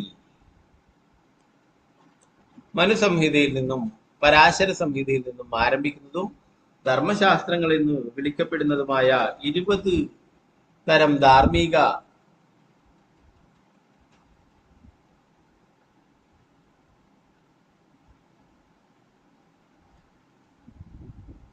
തത്വശാസ്ത്രങ്ങൾ ഉണ്ടെങ്കിലും ഈ ശാസ്ത്രങ്ങളിലെ തത്വങ്ങൾ പിന്തുടരുന്നതിലൂടെ ഒരുവനെ അങ്ങേയറ്റത്തെ പാവപ്രവൃത്തികളുടെ പ്രതിപ്രവർത്തനങ്ങളിൽ നിന്ന് മുക്തനാകാൻ കഴിഞ്ഞേക്കുമെങ്കിലും അതുമൂലം അവൻ ഭഗവാന്റെ പ്രേമസേവനത്തിന്റെ തലത്തിലേക്ക് ഉയർത്തപ്പെടുകയില്ല. നേരെ മറിച്ച് ഒരിക്കലെങ്കിലും ഭഗവാന്റെ ദിവ്യനാമം ജപിക്കുന്ന ഒരുവനെ മഹാപാപങ്ങളുടെ പ്രതികർമ്മങ്ങളിൽ നിന്നും തൽക്ഷണം സ്വതന്ത്രനാക്കുക മാത്രമല്ല മഹത്വപൂർണങ്ങളായ കർമ്മങ്ങളുടെ പേരിൽ ഉത്തമ ശ്ലോകൻ എന്ന് വിശേഷിപ്പിക്കപ്പെടുന്ന പരമദിവ്യോത്ത പുരുഷനായ ഭഗവാൻ ഭക്തിത സേവന തലത്തിലേക്ക് ഉയർത്തപ്പെടുകയും ചെയ്യുന്നു. അപ്രകാരം അവനെ ഭഗവാന്റെ രൂപഗുണ സവിശേഷതകളുടെയും ലീലകളുടെയും സ്മരണയോടുകൂടി ഭക്തിത സേവനങ്ങൾ അനുഷ്ഠിക്കുവാൻ കഴിയുന്നു.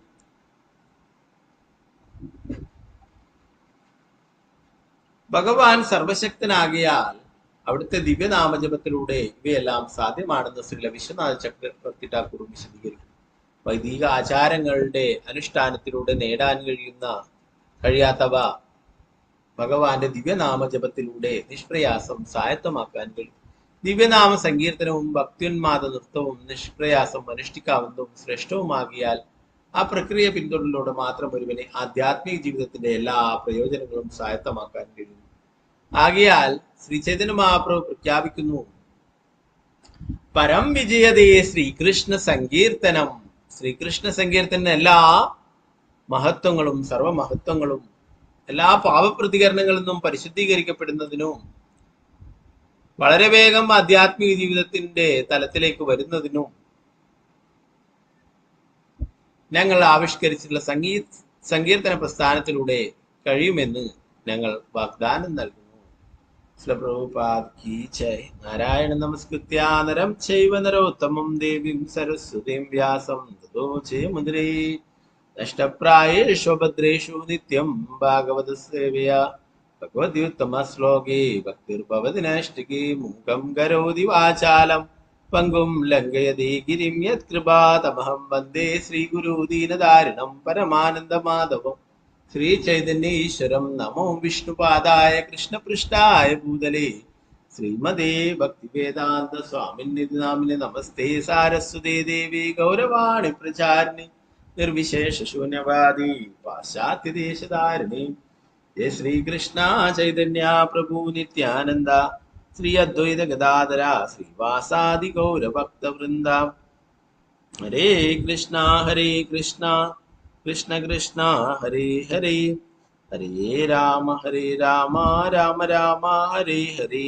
ഗുരുവേ ഗൗരചന്ദ്രായ രാധികായ തഥാലേ കൃഷ്ണായ കൃഷ്ണഭക്തായ തദ്ഭക്തായ നമോ നമഃ. ശ്രീല പ്രഭുപാദിക്ക് ജി ഗുരുരാജ് की जय. ഗൗരപ്രേമാനന്ദേ ഹരേ ഹരേ കൃഷ്ണ. കഴിഞ്ഞ അധ്യായത്തില് വിഷ്ണുദൂതന്മാര് അല്ലെ നിങ്ങളെ ഏതിന്റെ അടിസ്ഥാനത്തിലാണ് ശിക്ഷിക്കുന്നത് അല്ലെ, എന്താണ് അതിനുള്ള മാനദണ്ഡം, ഇതൊക്കെ ചോദിക്കുകയുണ്ടായി. അതിന് ഉത്തരങ്ങളൊക്കെ നൽകുകയുണ്ടായി അല്ലെ. അതുപോലെ തന്നെ ഈ അജാമിളൻ ചെയ്തിട്ടുള്ള പാപങ്ങളെ കുറിച്ചിട്ടും നേരത്തെ അവസാന ഭാഗങ്ങളിൽ നമ്മൾ പഠിക്കുന്നുണ്ട് അല്ലെ. ബ്രാഹ്മണന്റെ കടമകളൊന്നും നിർവഹിക്കാത്ത ഒരു സ്ത്രീയോടൊപ്പം കഴിഞ്ഞ ജീവിതം നയിച്ചതിനെ കുറിച്ചിട്ടും അല്ലെ, പലതരത്തിലുള്ള പാപകർമ്മങ്ങളിലൂടെയും പണം സമ്പാദിക്കുകയും ഭാര്യയെയും മക്കളെയും സംരക്ഷിക്കുകയൊക്കെ ചെയ്യുകയുണ്ടായി. അപ്പോ ഇതൊക്കെ ഉത്തരം പറയുകയുണ്ടായി അല്ലെ. എന്നാൽ ഇത്രയൊക്കെ പാപകർമ്മങ്ങൾ ചെയ്തുകൊണ്ട് അദ്ദേഹം ശിക്ഷാർഹനാണ് അല്ലെ. അത് പ്രകാരം ചിത്രഗുപ്തൻ അയച്ച പ്രകാരമാണ് ഇവിടെ യമകിങ്കരന്മാര് വന്നിട്ടുള്ളത് അല്ലെ. എന്നാൽ ആ യമകിങ്കരന്മാരെ കണ്ട ഉടനെ തന്നെ എന്താണ് അജാമിളൻ എന്താ ചെയ്തിട്ടത്, നാരായണ എന്ന് വിളിച്ചു അല്ലെ. മുറ്റത്ത് കളിച്ചു കൊണ്ടിരിക്കുന്ന മകനെ നോക്കിയിട്ടാണ് വിളിച്ചതെങ്കിലും പറയുന്നു ആ വിളി ഭഗവാൻ കേട്ടു അല്ലെ. ആത്മാർത്ഥതയോടെ വിളിച്ചു. ആ യമകിങ്കരന്മാരെ കണ്ട് ഭയത്തോടെ അല്ലെ കണ്ണുകൾ നിറഞ്ഞുകൊണ്ട് വിളിച്ചു എന്ന് നമ്മൾ നേരത്തെ പഠിച്ചു. മകനെ വിളിച്ചതാണെങ്കിലും എന്താണ് അത് വളരെ ശ്രദ്ധയോടെ ഭയത്തോടെ അല്ലെ ആത്മാർത്ഥതയോടെ വിളിക്കുകയുണ്ടായി അല്ലെ. ആ വിളി ഭഗവാൻ വൈകുണ്ഠത്തില് കേൾക്കുകയുണ്ടായി.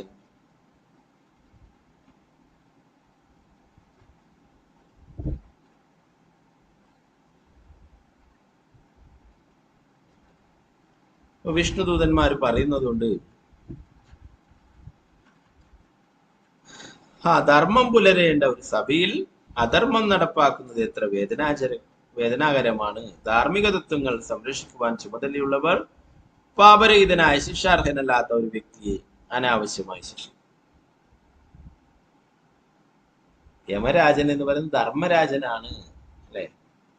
ധർമ്മം അധർമ്മം, എന്താണ് ധർമ്മം എന്താണ് അധർമ്മം എന്നുള്ളത് നോക്കിയിട്ട് അധർമ്മികളെയാണ് ശിക്ഷിക്കേണ്ടത്, അല്ലെ? ഇവിടെ പറയുന്നു ധർമ്മമാണ് ഇവിടെ സംരക്ഷിക്കപ്പെട്ട, അവിടെയാണ് അധർമ്മം കൊടികുത്തി വാഴുന്നത്, അല്ലെ? ഇന്ന് കലിയുഗത്തിലെ എല്ലായിടത്തും അങ്ങനെയാണ് സംഭവിച്ചത്, അല്ലെ? എല്ലാ ലോകത്തിലെ എല്ലായിടത്തും, അല്ലെ? അധർമ്മികള് ഇവിടെ തഴച്ചു വളരുന്നു, അല്ലെ? അധർമ്മങ്ങള് പ്രവർത്തിക്കുന്നു, അല്ലെ? നിഷ്കളങ്കരായിട്ടുള്ള ആൾക്കാരും മറ്റുള്ളവരൊക്കെ അങ്ങനെ അവരൊക്കെ പല ദുരിതങ്ങളും അനുഭവിക്കുന്നു, അല്ലെ? ഇവരെ കൊണ്ട്, ഇങ്ങനെയുള്ള അധർമ്മികളെ കൊണ്ടുള്ള കാര്യങ്ങളൊക്കെ. അപ്പോ ഇപ്പോഴ് ലോകത്തിന്റെ അവസ്ഥ തന്നെ അങ്ങനെയാണ്, അധർമ്മം, അല്ലെ? അപ്പൊ ഇവിടെ പറയുന്നു ധർമ്മം സംരക്ഷിക്കപ്പെടേണ്ട സ്ഥലത്ത് ധർമ്മത്തെ ചവിട്ടിമെതിക്കുകയും അധർമ്മം നടപ്പിലാക്കുകയും ചെയ്യുന്നു. ഇതെങ്ങനെ സംഭവിക്കും? ഇതെങ്ങനെയാണ് നമ്മൾ അനുവദിച്ചു കൊടുക്കുക എന്ന്?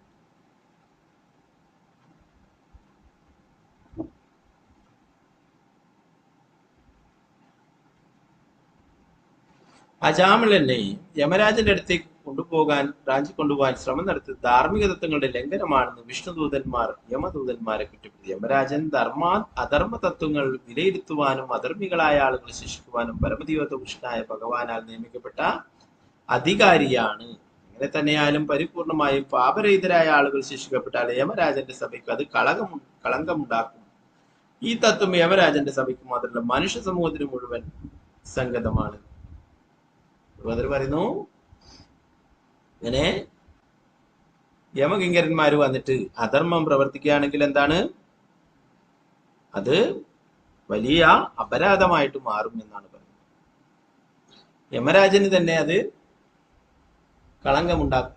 അവസാനം നമ്മൾ ഇനി വരുന്ന ഭാഗങ്ങളിലൊക്കെ പഠിക്കും. യമരാജൻ തന്നെ പോയിട്ട് ഭഗവാന്റെ അടുത്ത് മാപ്പ് പറയുന്നുണ്ട്.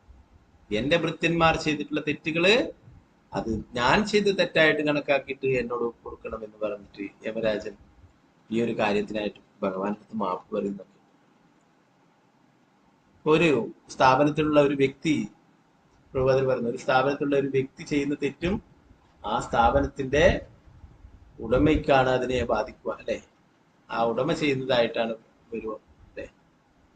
ചെയ്യുന്ന ആള് ആ വ്യക്തിയാണെങ്കിലും പുറമെ നോക്കുമ്പോൾ എന്താണ്, ആ സ്ഥാപനത്തിന്റെ തെറ്റ്, ആ ഉടമയുടെ തെറ്റായിട്ടാണ് കാണുന്നത്, അല്ലെ? അതുപോലെ യമരാജന്റെ കിങ്കരന്മാരാണെങ്കിലും യമരാജൻ അത് സ്വയം തന്റെ തെറ്റ് തന്നെയായിട്ട് എടുത്തിട്ട് ഭഗവാന്റെ അടുത്ത് മാപ്പ് പറയുന്നു.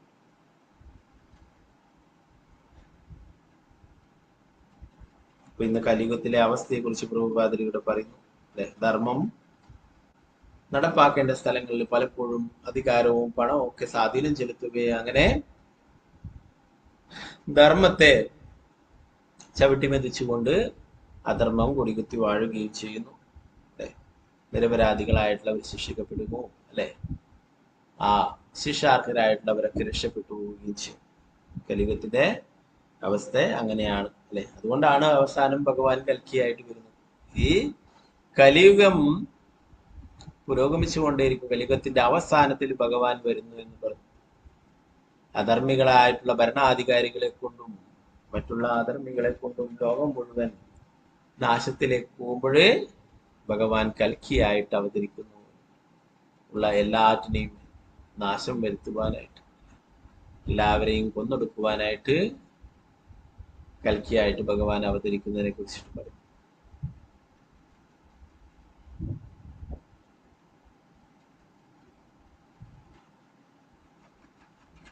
പ്രഭുപാദർ പറയുന്നു നമ്മുടെ പ്രസ്ഥാനം, ഹരേ കൃഷ്ണ പ്രസ്ഥാനം, ഇതിന്റെ ഭക്തന്മാർക്കും പലപ്പോഴും ഇങ്ങനെയുള്ള നിയമ നടപടികളൊക്കെ അനുഭവിക്കേണ്ടതായിട്ട് വന്നിട്ടുണ്ട്. അവരെയൊക്കെ പോലീസ് അറസ്റ്റ് ചെയ്യുകയും പീഡിപ്പിക്കുകയും ഒക്കെ ചെയ്തിട്ടുണ്ട്. റഷ്യ പോലുള്ള രാജ്യങ്ങളിലൊക്കെ അവിടെയൊക്കെ ധാരാളം തിക്ത അനുഭവങ്ങൾ ഭക്തന്മാർക്കുണ്ടായിരുന്നു. അവരെയൊക്കെ പിടിച്ച് ജയിലിലിടുകയും ഭഗവത്ഗീതയൊക്കെ കത്തിക്കുകയും അവരെ പലതരത്തിലും അങ്ങനെ പീഡിപ്പിക്കുകയും ഒക്കെ ചെയ്തിട്ടുണ്ടായിരുന്നു. പ്രഭുപാദര് റഷ്യയിൽ പോയിട്ട് ഒരു വ്യക്തിയോടാണ് 3 മണിക്കൂർ ഭഗവത്ഗീത പറഞ്ഞു കൊടുക്കുകയുണ്ടായിരുന്നു. ആ വ്യക്തിയാണ് പിന്നീട് അവിടെ മുഴുവൻ ഭഗവത്ഗീത പ്രചരിപ്പിക്കുകയും ഭക്തന്മാരെ ഒക്കെ സംഘടിപ്പിക്കുകയൊക്കെ ചെയ്തു. അപ്പൊ ഇതിലൊക്കെ വിരളി പൂണ്ടിട്ടുള്ള ഭരണാധികാരികള് അദ്ദേഹത്തെയൊക്കെ പിടിച്ച് ജയിലിലിടുകയും ഭഗവത്ഗീതയൊക്കെ കത്തിക്കുകയും ആരെങ്കിലും സങ്കീർത്തനം ചെയ്യുകയോ ഭഗവത്ഗീത പ്രചരിപ്പിക്കുകയോ ഒക്കെ ചെയ്യുന്നവരൊക്കെ ജയിലിലിടുകയോ ഒക്കെ അങ്ങനെയുള്ള ധാരാളം ദുരിതങ്ങള് അവരൊക്കെ അനുഭവിച്ചു. എന്നാൽ നമുക്കിത് കാണാൻ പറ്റും ഋഷിയിൽ നിന്നൊക്കെയാണ് ഏറ്റവും കൂടുതൽ ഡിവോട്ടി അല്ലെ. നമ്മുടെ അമ്പലത്തിൽ തന്നെ ധാരാളം ഡിവോട്ടീസ് ഉണ്ട് ഋഷിയിൽ നിന്ന്. മായാപൂരിലും വൃന്ദാവനത്തിലൊക്കെ പോയാൽ കാണാൻ സാധിക്കും. ഋഷിയിൽ നിന്നാണ് ധാരാളം ഡിവോട്ടീസ് വരുന്നത്. ഒക്കെ നമുക്ക് ഇവിടെ ഇന്ത്യയിലുള്ള യുവാക്കളായിട്ടുള്ള ആൾക്കാരൊക്കെ അല്ലെ, അവരൊക്കെ കൃഷ്ണാവത്തിന് വെച്ച് കഴിഞ്ഞാൽ അവരൊക്കെ വേറെ പണിയൊന്നും ഇല്ല എന്ന് പറഞ്ഞിട്ട് അല്ലേ അവരങ്ങോട്ട് പുറംതിരിച്ചു പോകും. എന്നാൽ റഷ്യയിൽ നിന്നും യുവാക്കളായിട്ടുള്ള ആൾക്കാരൊക്കെ അവരൊക്കെ ബ്രഹ്മചാരികളായിട്ട് എന്താ പറയാ തലയൊക്കെ മുണ്ടനം ചെയ്ത് ശീകയൊക്കെ വെച്ചിട്ട് അത്രയും യങ്ങായിട്ടുള്ള ആൾക്കാർക്ക് അവരൊക്കെ സേവനങ്ങൾ ചെയ്യാനായിട്ട് ഇവിടെ ഇന്ത്യയിലേക്ക് വരികയും, ഇന്ത്യയിൽ മാത്രമല്ല വിദേശത്തിന്റെ പല രാജ്യങ്ങളിലും അവരൊക്കെ അവിടെയൊക്കെ പോയിട്ട് സേവനങ്ങൾ ചെയ്യും. അപ്പൊ ഇങ്ങനെയുള്ള പല സ്ഥലങ്ങളിലും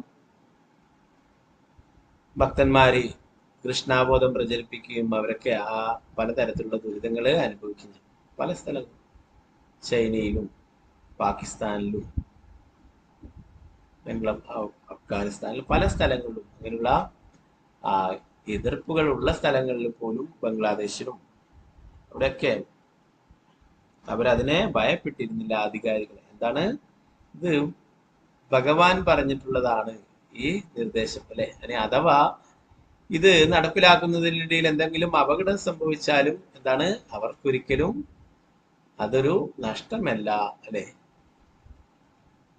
കുറച്ചു മുന്നേ ഒക്കെ ബംഗ്ലാദേശിലൊക്കെ കുഴപ്പമില്ല ഭക്തന്മാരെയൊക്കെ കൊല്ലുക വരെ ചെയ്തിട്ടുണ്ടായിരുന്നു അല്ലെ.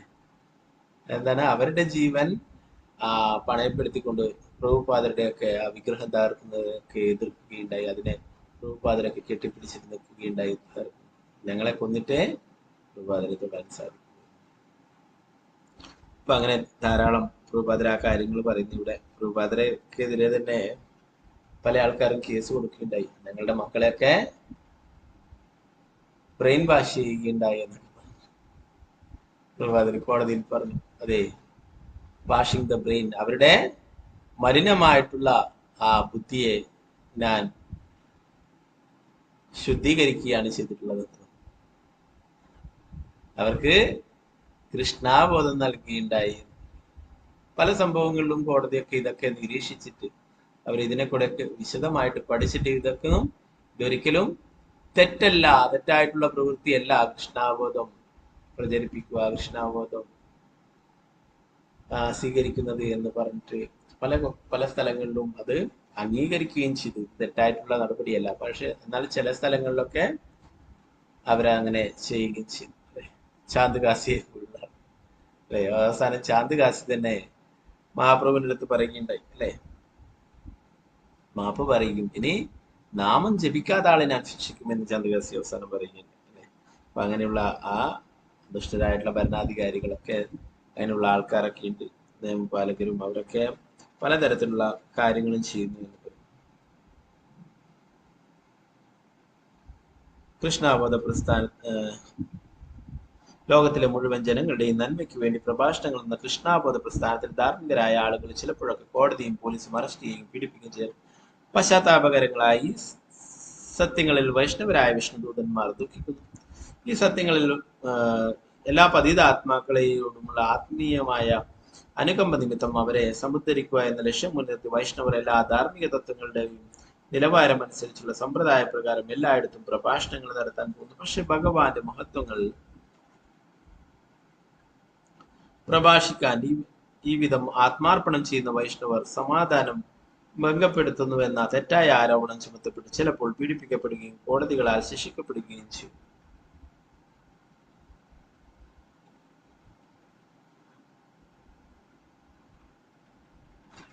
അടുത്ത ശ്ലോകം പറയുന്നത്, ഒരു രാജാവോ അല്ലെങ്കിൽ സർക്കാർ അധികാരിയോ ജനങ്ങളോട് സ്നേഹവാത്സല്യങ്ങളോടെ അവരുടെ പിതൃതുല്യനും സംരക്ഷകനും രക്ഷകർത്താവുമായി പെരുമാറേണ്ടവനാകിയാൽ അവൻ ഉന്നത യോഗ്യതയുള്ളവനായിരിക്കണം. അവൻ എല്ലാ പൗരന്മാരോടും തുല്യനിലയിൽ വർത്തിക്കുകയും അവർക്ക് നിലവാരമുള്ള ശാസ്ത്രങ്ങളുടെ അടിസ്ഥാനത്തിൽ ഉപദേശ നിർദ്ദേശങ്ങൾ നൽകുകയും ചെയ്യുന്ന യമരാജൻ നീതിന്യായങ്ങളുടെ പരമാ ഗുരുവാകിയാൽ അങ്ങനെ ചെയ്യുന്നു.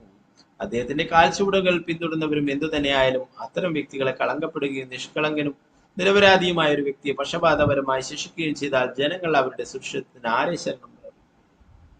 യമരാജൻ, ധർമ്മരാജൻ എന്ന് പറയുന്നത് 12 മഹാജനങ്ങളിൽ ഒരുവനാണ് അല്ലെ. അപ്പോ അതുകൊണ്ട് തന്നെ അദ്ദേഹം നല്ലൊരു വ്യക്തിയാണ്. എന്നാൽ അദ്ദേഹത്തിന്റെ ഭൃത്യന്മാരായിട്ടുള്ളവരും എന്താണ് അതുപോലെ തന്നെ ആയിരിക്കണം. അല്ലാതെ നിരപരാധികളായിട്ടുള്ള ആൾക്കാരെ ശിക്ഷിക്കരുത് എന്ന് പറയുന്നു.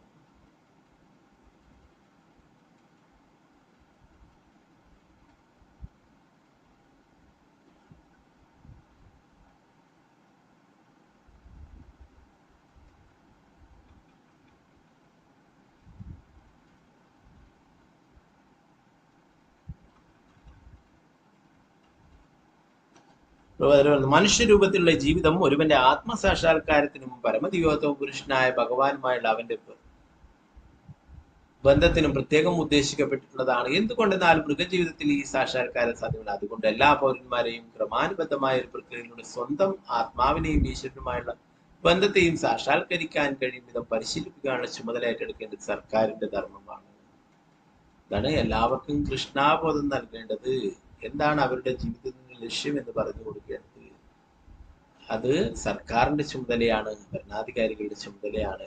അങ്ങനെ ആയിരുന്നു യുധിഷ്ഠിര മഹാരാജാവും പ്രഹ്ലാദ് മഹാരാജാവും പരീക്ഷിത് മഹാരാജാവും എന്തിനേറെ ഭഗവാൻ രാമചന്ദ്രൻ, സാക്ഷാൽ ഭഗവാൻ തന്നെ രാമചന്ദ്ര ഭഗവാനായിട്ട് ലീലകൾ ചെയ്തപ്പോൾ അംബരീഷ് മഹാരാജാവ്, ഇവരൊക്കെ ഈ തത്വം പിന്തുടർന്നിരുന്നു. എല്ലാവർക്കും കൃഷ്ണാബോധം നൽകുക, എല്ലാവരെയും ഈ ഭൗതിക ബന്ധനങ്ങളിൽ നിന്ന് മോചിപ്പിക്കുക എന്നതിനെ ലക്ഷ്യം വെച്ച് പ്രവർത്തിച്ചിരുന്നു.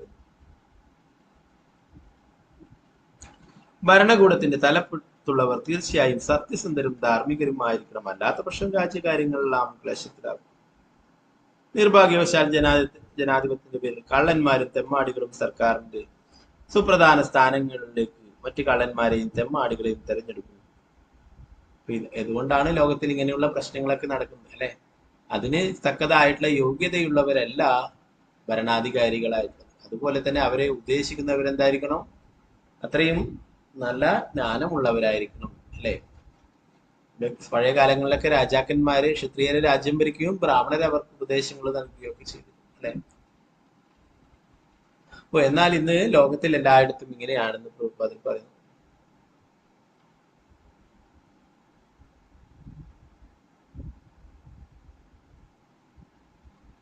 കൃഷ്ണാബോധ പ്രസ്ഥാനത്തിന്റെ പ്രാധാന്യം മൂലം ജനങ്ങൾ കൃഷ്ണാബോധമുള്ളവരാവുകയും കൃഷ്ണാബോധമില്ലാത്ത ആർക്കും വോട്ട് ചെയ്യാതിരിക്കുകയും വേണം. അപ്പോൾ രാജ്യത്ത് യഥാർത്ഥ സമാധാനവും അഭിവൃദ്ധി ഉണ്ടാക്കും. ഒരു വൈഷ്ണവൻ സർക്കാരിൽ ദുർഭരണം കാണുമ്പോൾ ഹൃദയത്തിന്റെ അനുകമ്പയുള്ളവനാവുകയും കൃഷ്ണാബോധ പ്രസ്ഥാനത്തിന് പ്രചരണത്തിന്റെ ആ സാഹചര്യത്തെ ശുദ്ധീകരിക്കുവാൻ പരമാവധി പരിശ്രമിക്കുകയും ചെയ്യും.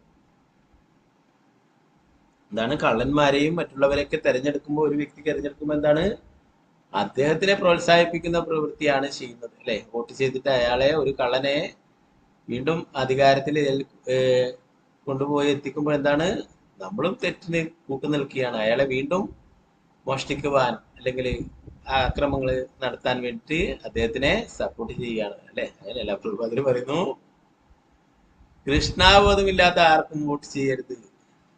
പ്രഭുപാദർ പറയുന്നത് എപ്പോഴാണോ ഭരണാധിപന്മാര് ഭക്തന്മാരായിരിക്കുന്നത്, ഭക്തന്മാര് രാജ്യം ഭരിക്കുന്നത്, ഭക്തന്മാര് സുപ്രീം കോടതി ജഡ്ജിയായിരിക്കുന്നത്, അപ്പോൾ മാത്രമേ യഥാർത്ഥ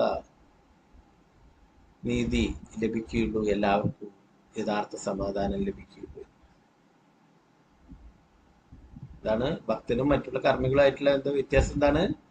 ഭക്തൻ അറിയാം ഈ ധനവും ഇതൊക്കെ ഭഗവാന്റേതാണ് അല്ലെ. ഭഗവാന്റെ പ്രതീതിയാണ് ഒരു രാജാവ്, ഭരണാധികാരി എന്ന് അല്ലെ. നേരത്തെ നമ്മൾ പഠിച്ചു, രാജാവ് ഭഗവാന്റെ പ്രതീതിയാണ് അല്ലെ. സത്യസന്ധരായുള്ള യുധിഷ്ഠിര മഹാരാജാവിനെ പോലെയുള്ള രാജാക്കന്മാരും മറ്റും.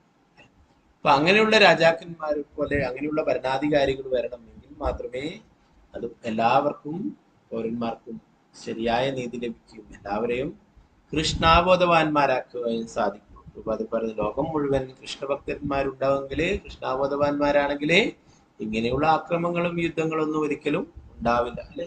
എല്ലാം എന്റെ രാജ്യത്തിന്റെ എന്റേത് എന്നുള്ള ആ ധാരണ അല്ലെ കൃഷ്ണാബോധത്തിലുള്ള ഒരു വ്യക്തിക്കറിയാം എല്ലാം ഭഗവാന്റേതാണ്.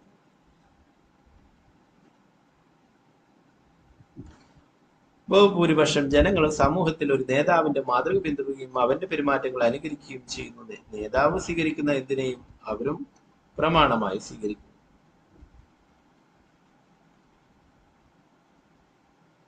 ഭഗവത്ഗീതയിൽ നമ്മൾ ഇതുപോലുള്ള ഒരു ശ്ലോകം പഠിക്കുന്നുണ്ട് അല്ലെ. ഒരു ഉയർന്ന വ്യക്തി എന്താണോ ചെയ്യുന്നത് അത് തന്നെയാണ് മറ്റുള്ളവർക്ക് ആചര്യ ശ്രേഷ്ഠം അല്ലെ. അതുപോലെ ഇവിടെ പറയുന്നു ഒരു ഉയർന്ന വ്യക്തി എന്താണോ ചെയ്യുന്നത് അത് തന്നെയാണ് അവരുടെ പിൻഗാമികളും ഒക്കെ സ്വീകരിക്കുക. അപ്പൊ ഒരു ഉയർന്ന വ്യക്തി ഇങ്ങനെയുള്ള തെറ്റുകൾ ചെയ്യുകയാണെങ്കിൽ എന്താണ് മറ്റുള്ളവരും അത് തെറ്റ് തന്നെ ചെയ്യും അല്ലെ. അജാമിളൻ ശിക്ഷാർഹനായിരുന്നില്ലെങ്കിലും യമദൂതന്മാർ അവനെ ശിക്ഷിക്കുവാൻ യമരാജന്റെ സമീപത്തേക്ക് കൊണ്ടുപോകണമെന്ന് ശാഠ്യം പിടിക്കുകയായിരുന്നു. അത് അധർമ്മം, ധാർമ്മിക തത്വങ്ങൾക്ക് നേരെ വിപരീതമായിരുന്നു. അത്തരം അധാർമിക പ്രവൃത്തികൾ അനുവദിക്കപ്പെട്ടാൽ മനുഷ്യ സമൂഹത്തിന്റെ ശരിയായ ഭരണം അവതാളത്തിലാകുമെന്ന് വിഷ്ണുദൂതന്മാർ ഭയപ്പെട്ടു. കൃഷ്ണാബോധ പ്രസ്ഥാനം ആധുനിക കാലത്ത് മനുഷ്യ സമൂഹത്തിന്റെ ഭരണത്തിനുള്ള ശരിയായ ധർമ്മങ്ങൾ പരിചയിക്കുന്നു. പക്ഷെ ദൗർഭാഗ്യത്തിന് കൃഷ്ണാബോധ പ്രസ്ഥാനത്തിന് വിലപ്പെട്ട സേവനം അംഗീകരിക്കാത്ത കലിയുഗത്തിലെ ഭരണകൂടങ്ങൾ അതിന് മതിയായ പിന്തുണ നൽകുന്നില്ല. മനുഷ്യ സമൂഹത്തെ അതിന്റെ പതിതാവസ്ഥയിൽ നിന്ന് ഉദ്ധരിക്കുന്നതിനുള്ള ശരിയായ പ്രസ്ഥാനം ഹരേ കൃഷ്ണ പ്രസ്ഥാനമാണ്. അതിനാൽ മനുഷ്യ സമൂഹത്തിന്റെ പാപകരമായ അവസ്ഥ പരിപൂർണമായി ശുദ്ധീകരിക്കുന്ന ലോകത്തിലെമ്പാടുമുള്ള ഭരണകൂടങ്ങളും പൊതുജന നേതാക്കളും ഈ പ്രസ്ഥാനത്തിന് പിന്തുണ നൽകുകയാണ്.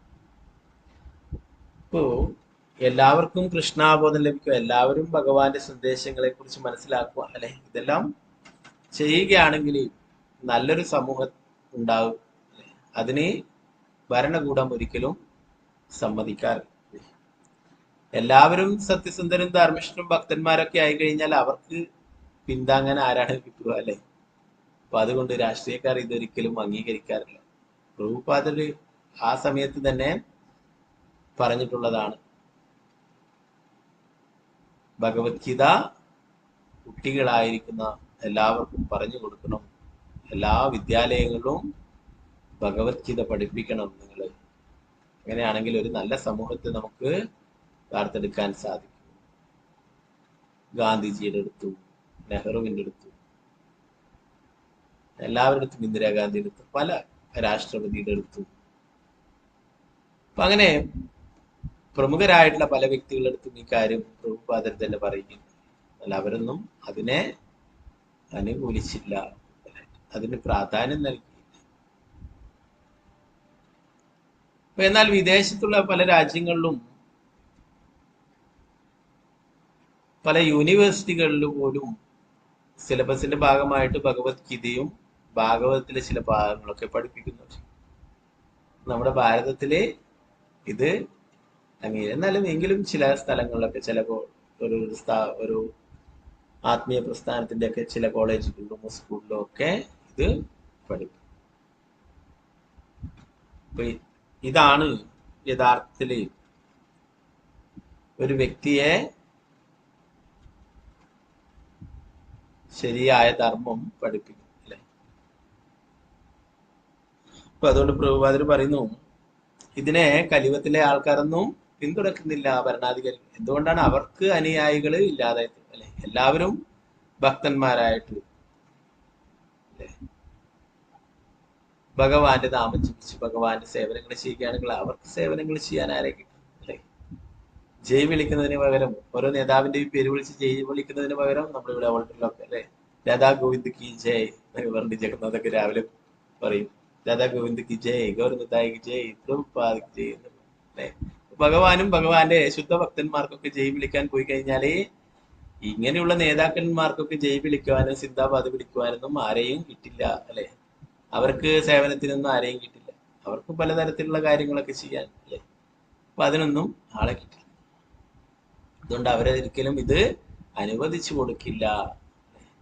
അവർക്കറിയാം ഇതൊക്കെ ആത്മീയമായിട്ടുള്ള കാര്യങ്ങളൊക്കെ മൂല്യമുള്ളതാണ്, ഇത് വളരെ വിലപ്പെട്ടതാണ്. എങ്കിലും അത് അംഗീകരിച്ചു കൊടുക്കുവാൻ അവരൊരിക്കലും തയ്യാറല്ല. അപ്പൊ അതുകൊണ്ട് ബുദ്ധിയുള്ള ആൾക്കാർ മനസ്സിലാക്കും ഞങ്ങള് തെറ്റായ വഴിയിലൂടെയാണ് സഞ്ചരിക്കുന്നത്. നമ്മുടെ ജീവിതത്തിന്റെ ഈ ലക്ഷ്യം ജീവിതകാലം മുഴുവൻ മറ്റുള്ള രാഷ്ട്രീയക്കാർക്ക് സിന്ദാബാദ് വിളിച്ചിട്ട് തീർക്കാനായിട്ടുള്ളതല്ല. ഈ മനുഷ്യജന്മത്തിന്റെ യഥാർത്ഥ ലക്ഷ്യം എന്ന് പറയുന്നത് ഭക്തിയുത സേവനങ്ങൾ അനുഷ്ഠിക്കുവാനും തിരിച്ച് ഭഗവാന്റെ അടുത്തേക്ക് പോകാനായിട്ടുള്ളതാണ്. ജീവര സ്വരൂപഹോയി കൃഷ്ണര നിത്യദാസ. ശാസ്ത്രങ്ങൾ പറയുന്നത് ശ്രീ ചൈതന്യ മഹാപ്രഭു എല്ലാവരും ഭഗവാന്റെ നിത്യദാസരാണ്, സേവകരാണ് എന്നതാണ് യഥാർത്ഥ പൊസിഷൻ. അല്ലാതെ ഏതെങ്കിലും രാഷ്ട്രീയ പാർട്ടികളുടെ സേവകരാണ് എന്നുള്ളതല്ല പൊതുവെയുള്ള എന്താ പറയാ നമ്മുടെ ശരിയായ പൊസിഷൻ അല്ലെ. പലരും എന്നാലും തെറ്റിദ്ധരിച്ചിരിക്കുന്നു അല്ലെ. അതുകൊണ്ട് അങ്ങനെ പല ആൾക്കാർക്കും എന്താ പറയാ ഓഫീസിലൊക്കെ ആ ബോസിന്റെ സേവകരായിട്ട് അല്ലെ പൊളിറ്റീഷ്യന്മാരുടെ ഒക്കെ സേവകരായിട്ട് അങ്ങനെ പലതരത്തിലുള്ള സേവനങ്ങളിലൊക്കെ ഏർപ്പെടുന്നു അല്ലെ. യഥാർത്ഥത്തില് മനുഷ്യജന്മത്തിന്റെ ഉദ്ദേശം ഇതല്ല.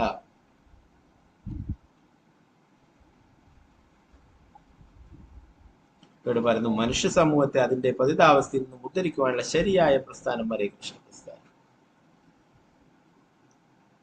ഇപ്പോ ലോകത്തിലെ എല്ലാ സ്ഥലങ്ങളും പ്രഭുപാദർ സഞ്ചരിച്ച അവിടെയൊക്കെ കൃഷ്ണാബോധ പ്രസ്ഥാനം പ്രചരിപ്പിക്കുകയും കൃഷ്ണാബോധം പ്രചരിപ്പിക്കുകയും അവിടെയൊക്കെ കൃഷ്ണാബോധ പ്രസ്ഥാനം ഉണ്ടാക്കുകയും ഇസ്കോൺ ഉണ്ടാക്കുകയും അവിടെയൊക്കെ ധാരാളം ഭക്തന്മാരുണ്ടാക്കുകയും ക്ഷേത്രങ്ങൾ ഉണ്ടാക്കുകയും ഒക്കെ ചെയ്യും.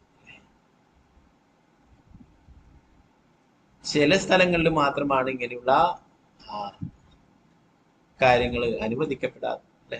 പല സ്ഥലങ്ങളും നേരത്തെ പറഞ്ഞ റഷ്യ പോലുള്ള രാജ്യങ്ങളിൽ പോലും ഏറ്റവും കൂടുതൽ ഭക്തന്മാർ അവിടെയുണ്ട്. കൂടുതൽ എന്താ പറയാ ഭക്തന്മാരും കൂടുതൽ സത്സംഗങ്ങളും ക്ഷേത്രങ്ങളും ഒക്കെ അവിടങ്ങളിലൊക്കെ ഉണ്ട്. ഓക്കെ, ബാക്കി ഭാഗങ്ങൾ നമുക്ക് നാളത്തെ ക്ലാസ്സിൽ നോക്കാം.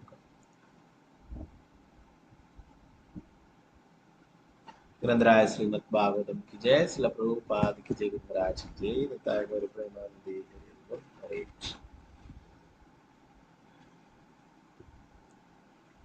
അപ്പോ എന്താ പറയുന്നത്, ഇവിടെ വിഷ്ണുദൂതന്മാർ പറയുന്നത് യമകിങ്കരന്മാർ ചെയ്യുന്നത് ശരിയല്ല, അവര് അധർമ്മമാണ് ഇപ്പോഴും നടപ്പിലാക്കുന്നത് അല്ലെ.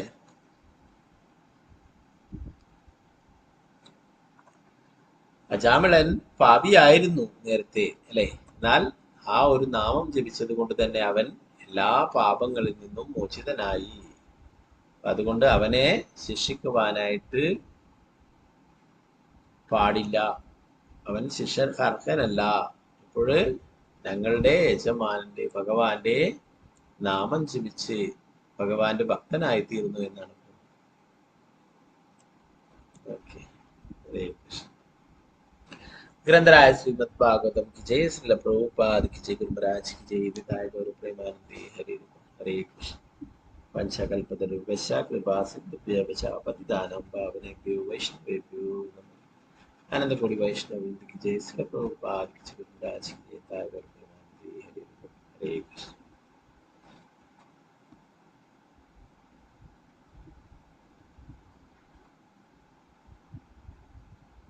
ഇന്നത്തെ ഭാഗങ്ങളിൽ എന്തെങ്കിലും സംശയങ്ങൾ ഉണ്ടെങ്കിൽ എഴുതാം. ക്ലാസ് വെച്ചിട്ടാം.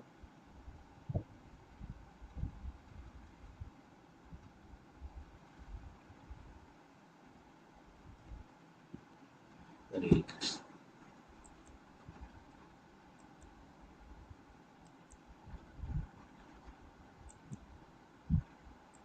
ഹരേ കൃഷ്ണ. എല്ലാവർക്കും ഹരേ കൃഷ്ണ.